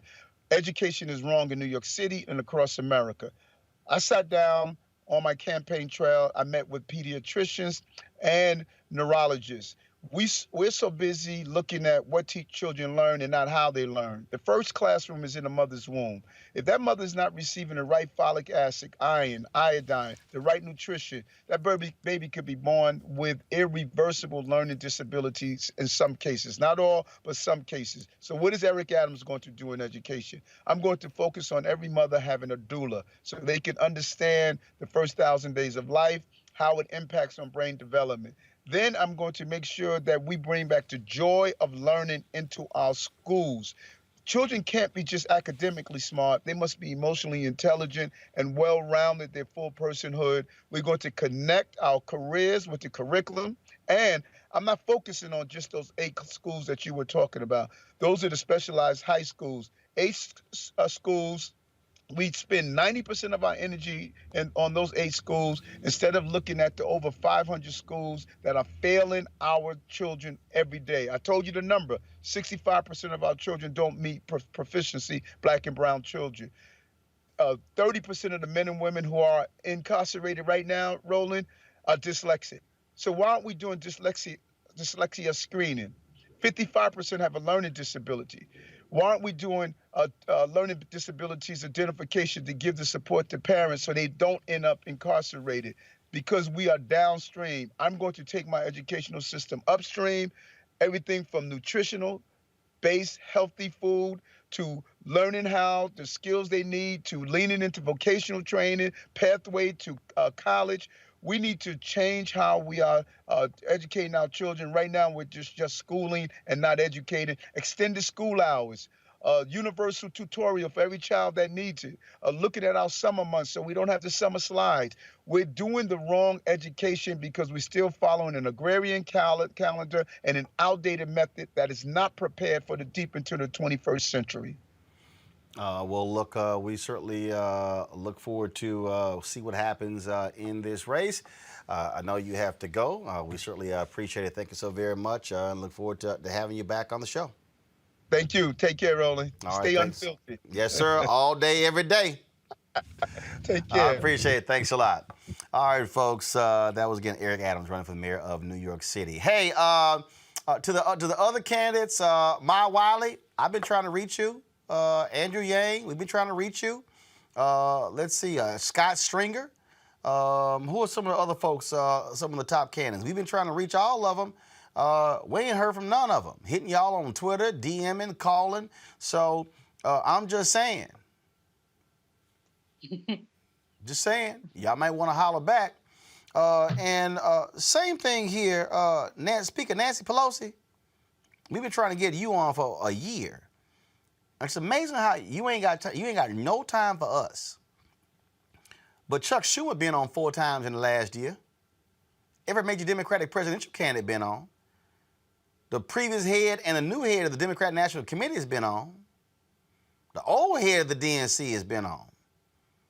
Numerous U.S. senators have been on, members of Congress. Why is it that Speaker Nancy Pelosi don't do black media? It's interesting. Just saying. I don't know what Nancy's scared about. I ain't gonna bite. But it's amazing you got lots of time for CNN, MSNBC, but you can't come talk to black media. So Eric Adams, I certainly appreciate you talking with us.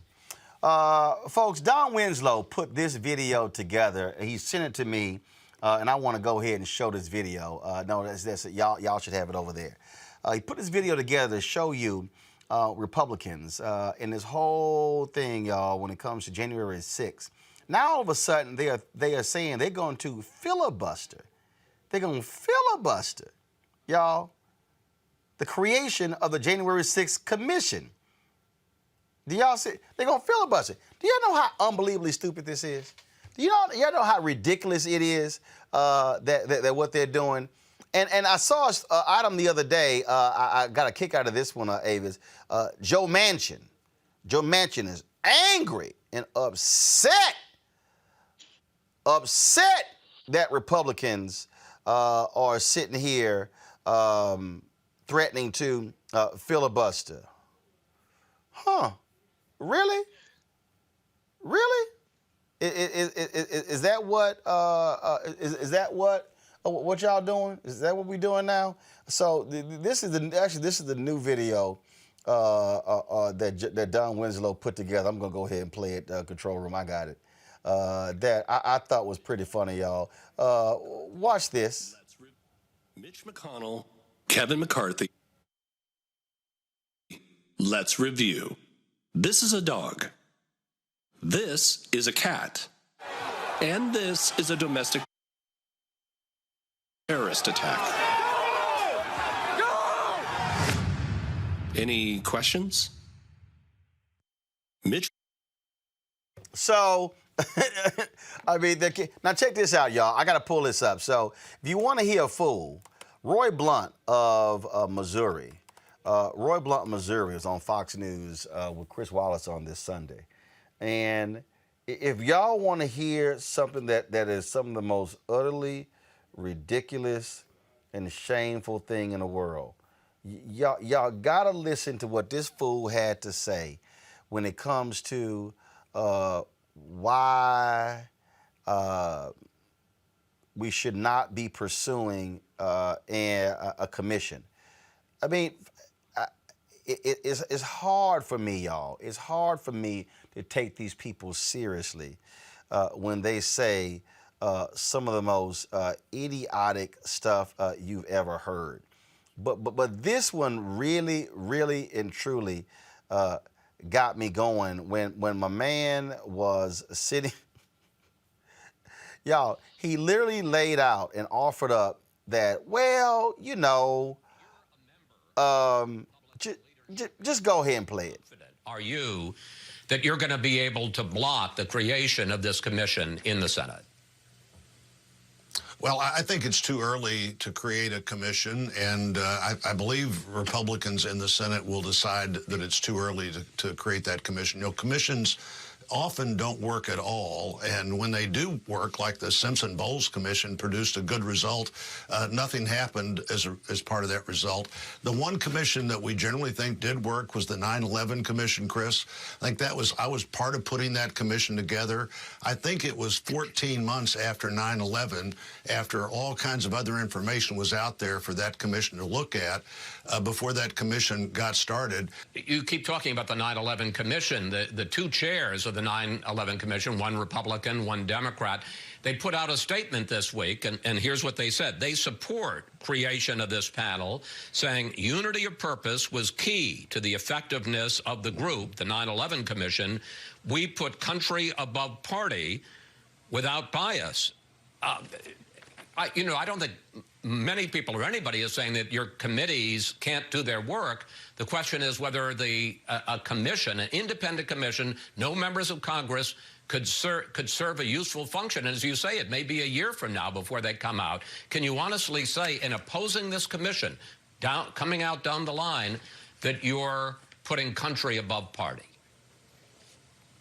Well, I think, first of all, I think I said a minute ago what happened 9/11. Obviously, I meant what happened January 6th. Those are clearly, in my time in the Congress, the two seminal moments where the country, the capital city itself, under an attack that we wouldn't have anticipated. But I do think that the 9/11 Commission had a lot more information available to it when it started than this one would have. And we made a lot of decisions before the 9/11 Commission started that were important to further secure the Capitol, to further look at our intelligence failures. Right. We need to be doing all of those things. We'll see what my colleagues think, but there's been very little bipartisan discussion between the House and Senate on this topic. So Republican Senator Roy Blunt's response as to why... I'm really laughing. Avis. Because it's too soon.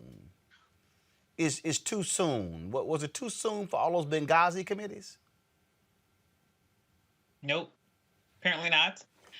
It's just one excuse after another excuse. The next thing you know, they're going to say, my dog ate my homework. It's just absolutely ridiculous.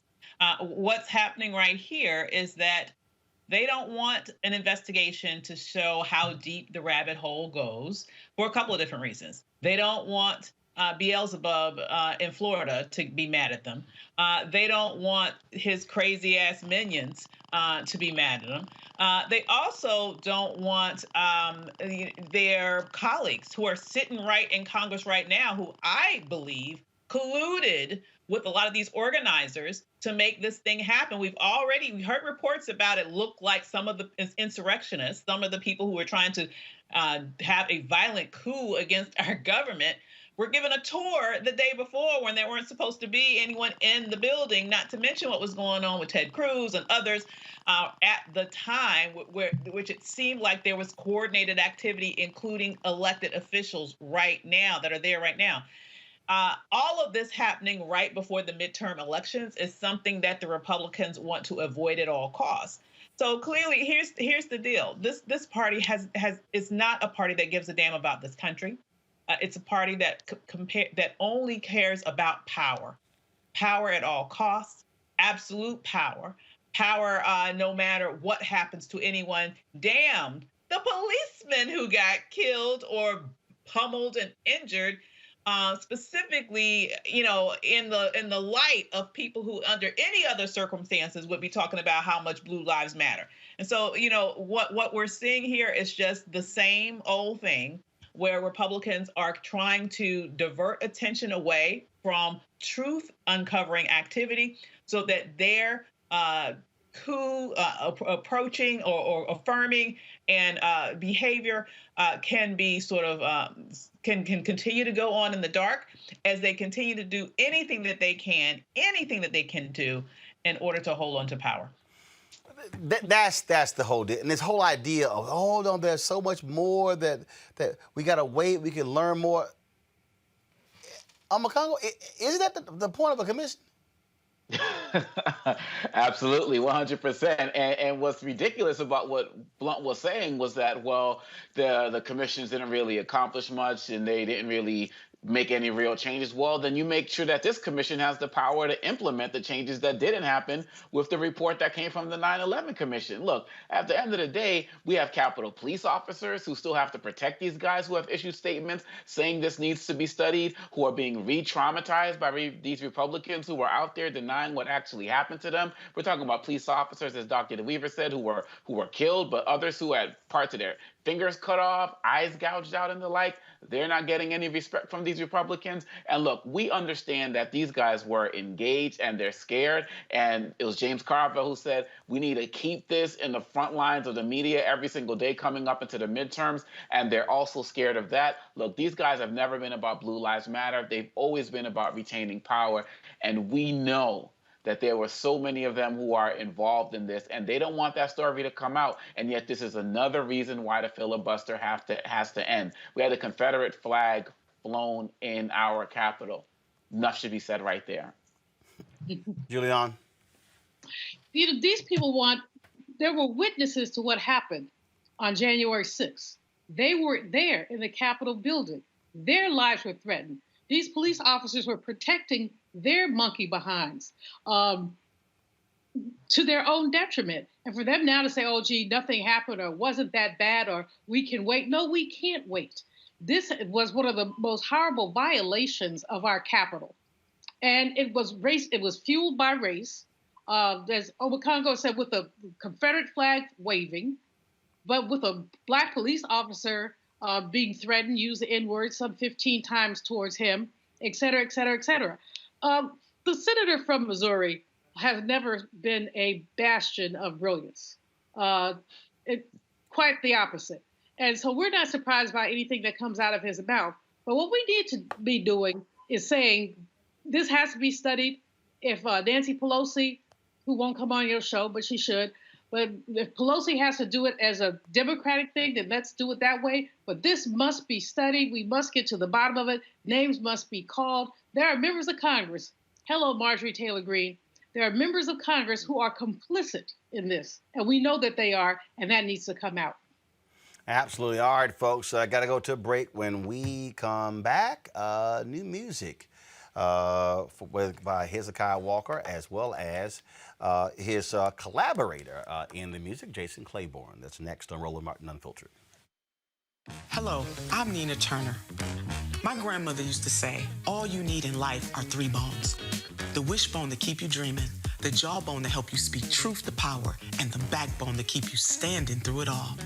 I'm running for Congress because you deserve a leader who will stand up fearlessly on your behalf. Together, we will deliver Medicare for all, good jobs that pay a living wage, and bold justice reform. I'm Nina Turner, and I approve this message. When you study the music, you get Black history by default. And so no other craft could carry as many words as rap music. I try to intertwine that and make that create whatever I'm supposed to send out to the universe. A rapper, for the longest period of time, has gone through phases. I love the word. I hate what it's become, and to this generation, the way they visualize it. Its narrative kind of like has gotten away and spun away from, I guess, the ascension of Black people.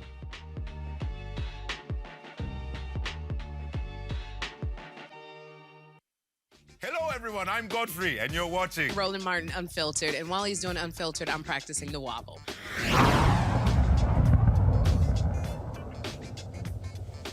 All right, folks, Hezekiah Walker and Jason Clayborn are teaming up for the re-release of the hit song, You're All I Need. Joining us right now, Jason, what's up? What's going on, man? How are you? Doing great. What caused y'all to say, you know what, let's just drop it again? Well, you know what's crazy? I wrote the song about 15 years ago, and I was just like, man, it'd be cool to feature Bishop back on a song that I wrote for him. You know, we had a big hit with Better. I wrote Better for him as well.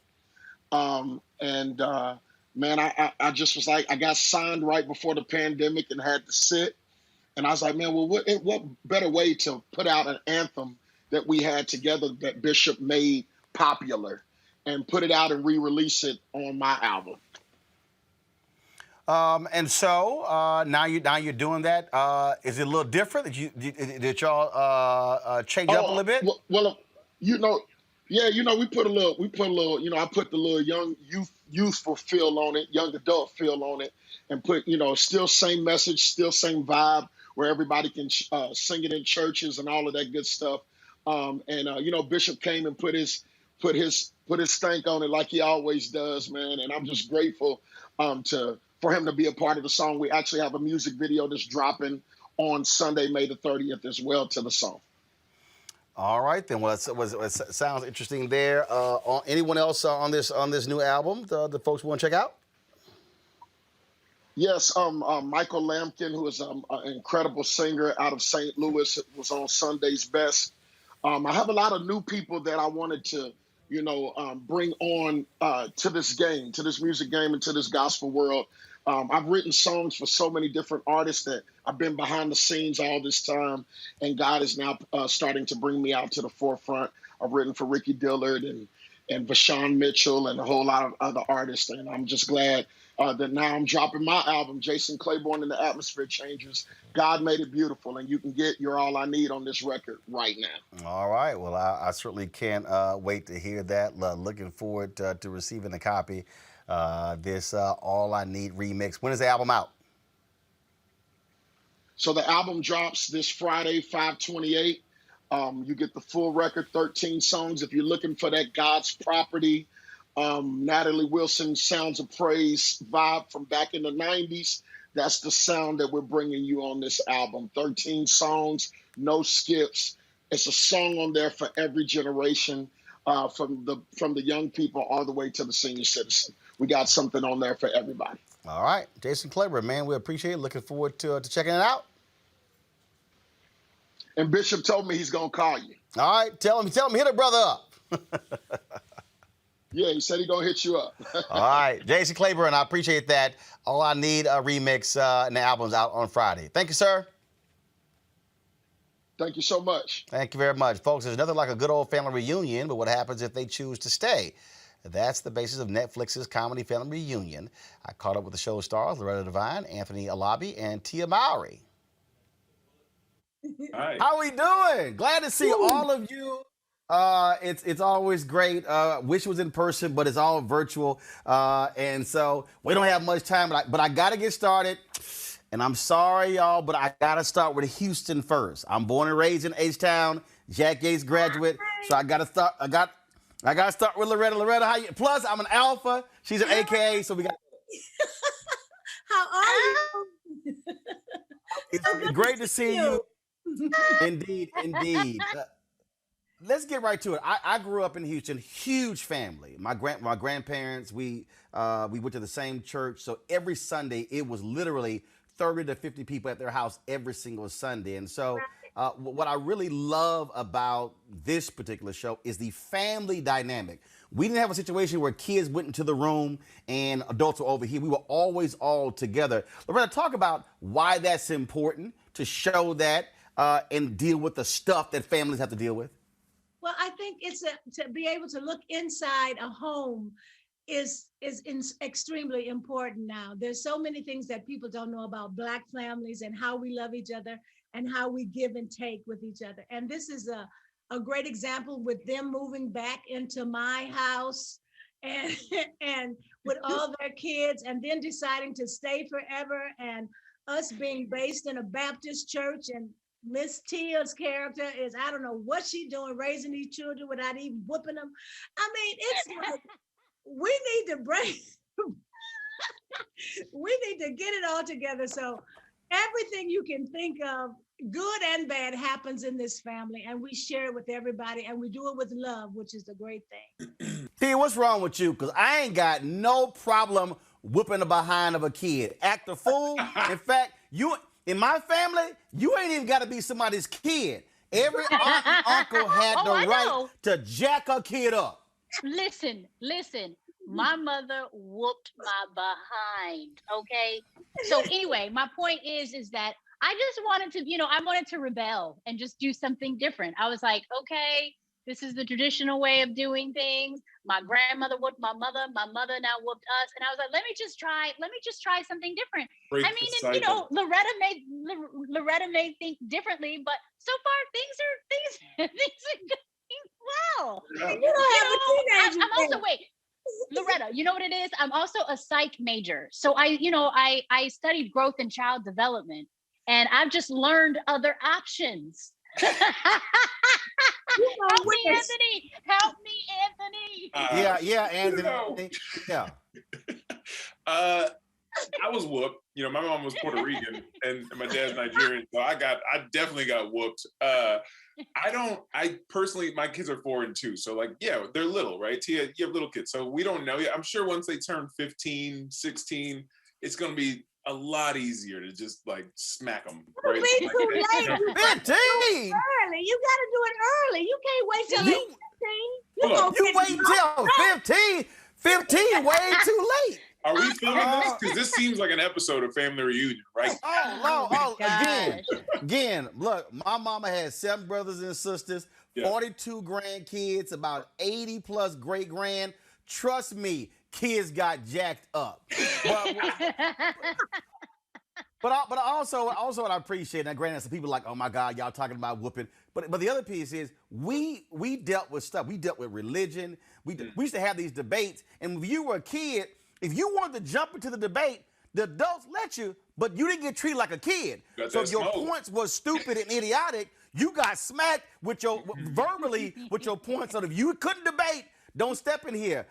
Loretta, talk about again that importance of the conversations between family members together, as opposed to kids, adults, everybody separate, going your own way.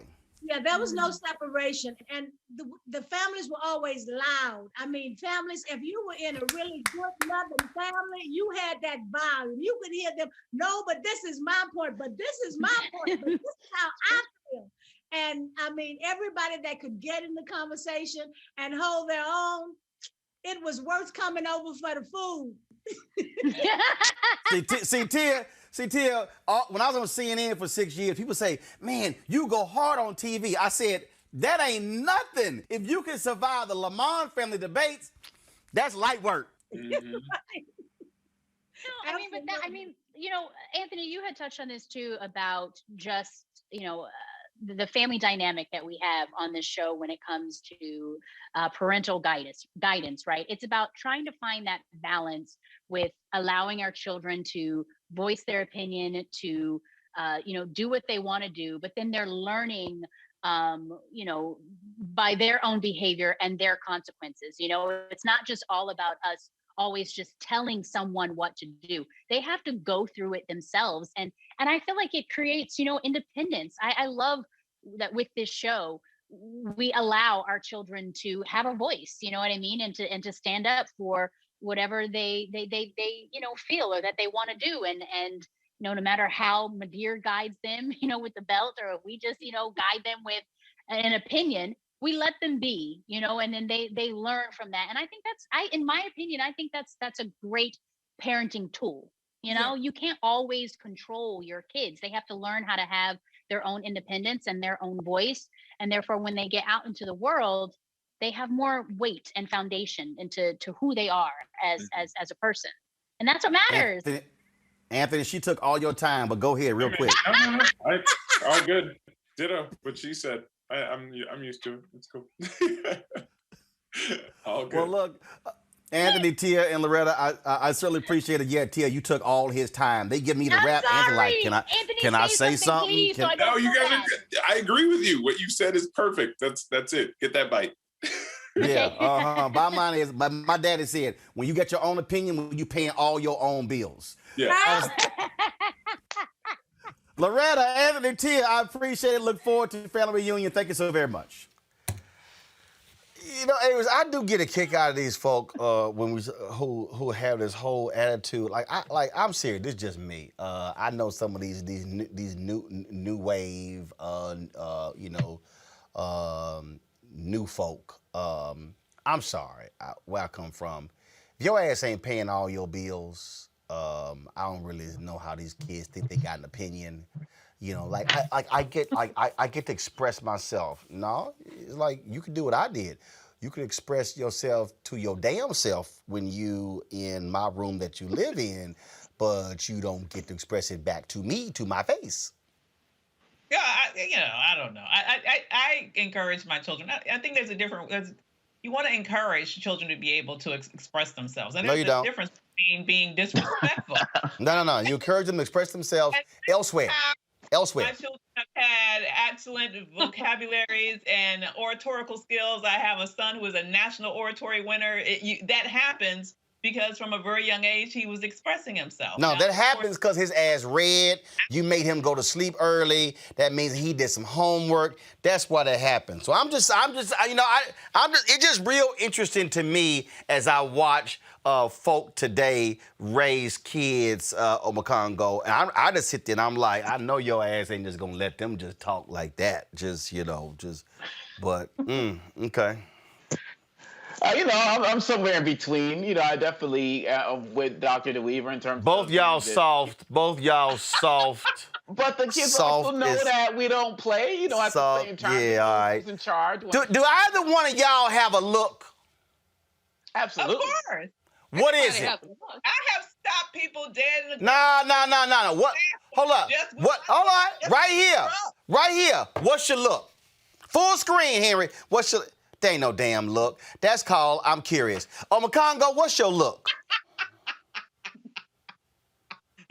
That ain't no damn look. That say I'm constipated. Julian, go ahead, comment please on this. Well, first of all, my look takes my glasses off and looks straight at you like, don't you say another you know what word. But I don't necessarily think we have to whip children. I mean, we were whipped in enslavement. First of all, I wasn't talking just about whipping. I'm just simply saying them even running their mouths. Like, first of all, do y'all abide by the theory, this my room, when the kids say it? If your kid... hell no. Oh, hell no. Makongo. You in my house. I remember having my nephews here one time, and the boy told me he deserved his privacy. I said, here's the mortgage. The month you pay mortgage, you get privacy. Until then, you up in my house.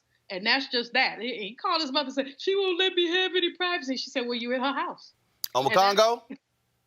I'm with that. What's mine is mine. It's my house. So, I'm with that 100%. All right. So, Avis, for your cheering, do you make it clear the phone they use and the Wi-Fi they own, that ain't theirs? Oh, absolutely. They understand that all of that stuff costs money. But, also, I have encouraged entrepreneurial ways. I have a kid who in second grade got sent to the office because he was selling paper airplanes. He was so good at selling paper airplanes on the playground that all the kids were spending their lunch money with him instead of spending it on lunch.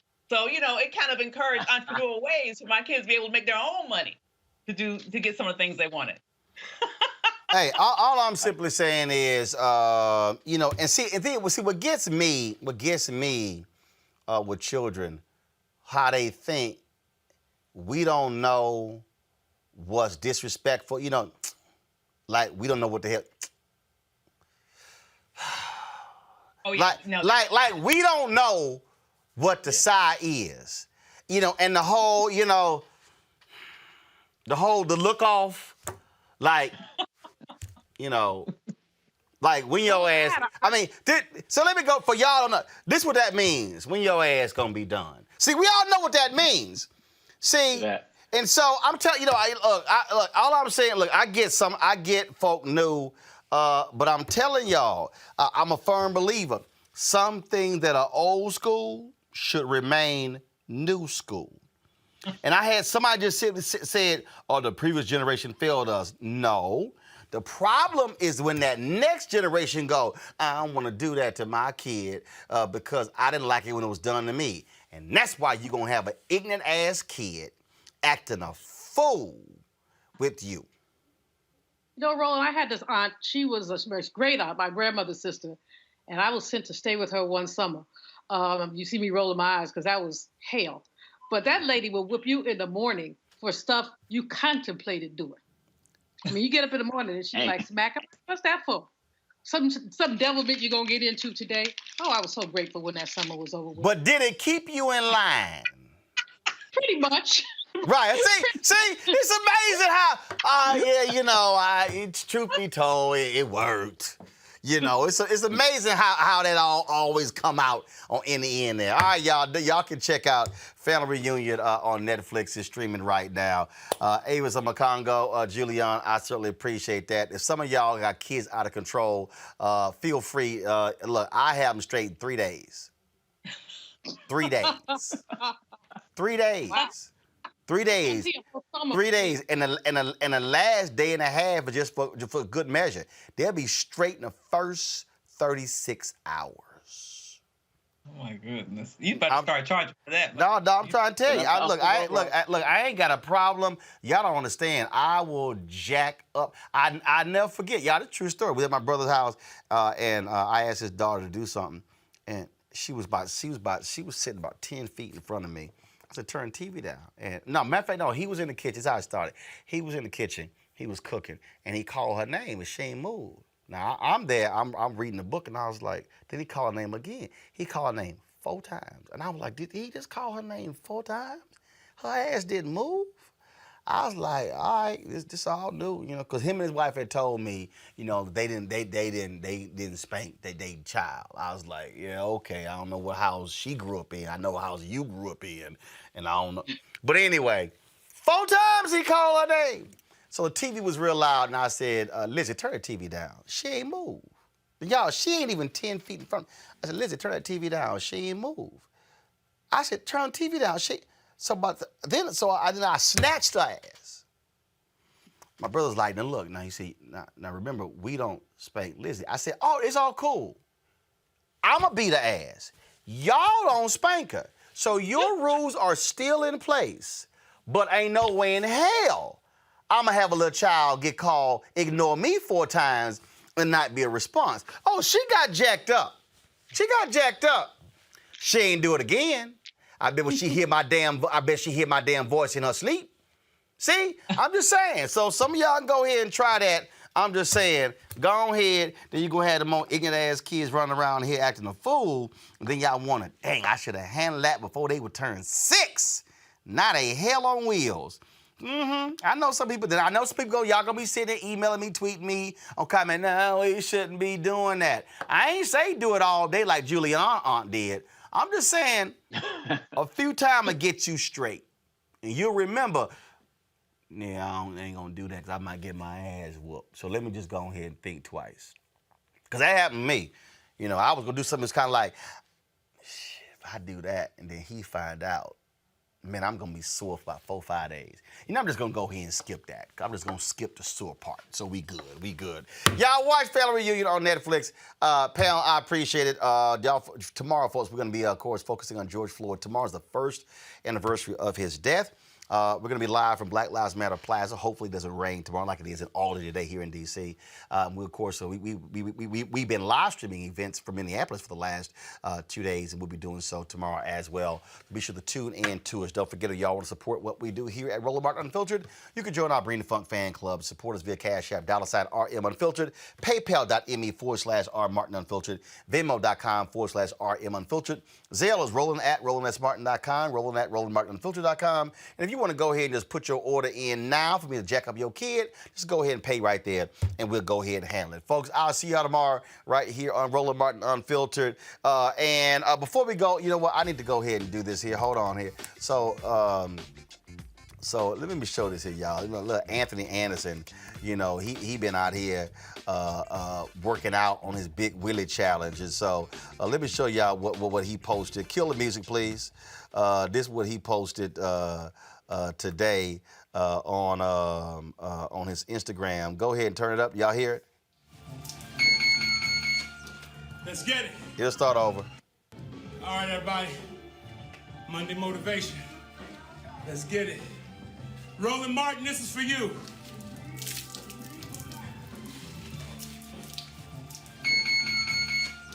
Let's get it. I don't know why in the hell he went a trash bag just to sweat losing weight. Anthony, seriously? And I told Anthony, the reason he did that, y'all called me out, I told Anthony that he had a water bottle and he poured it down his shirt and then lifted it up to make it seem like he was sweating. He ain't fooling me sitting here working out wearing some damn scuba gear. All right, y'all, I'm going to see y'all tomorrow.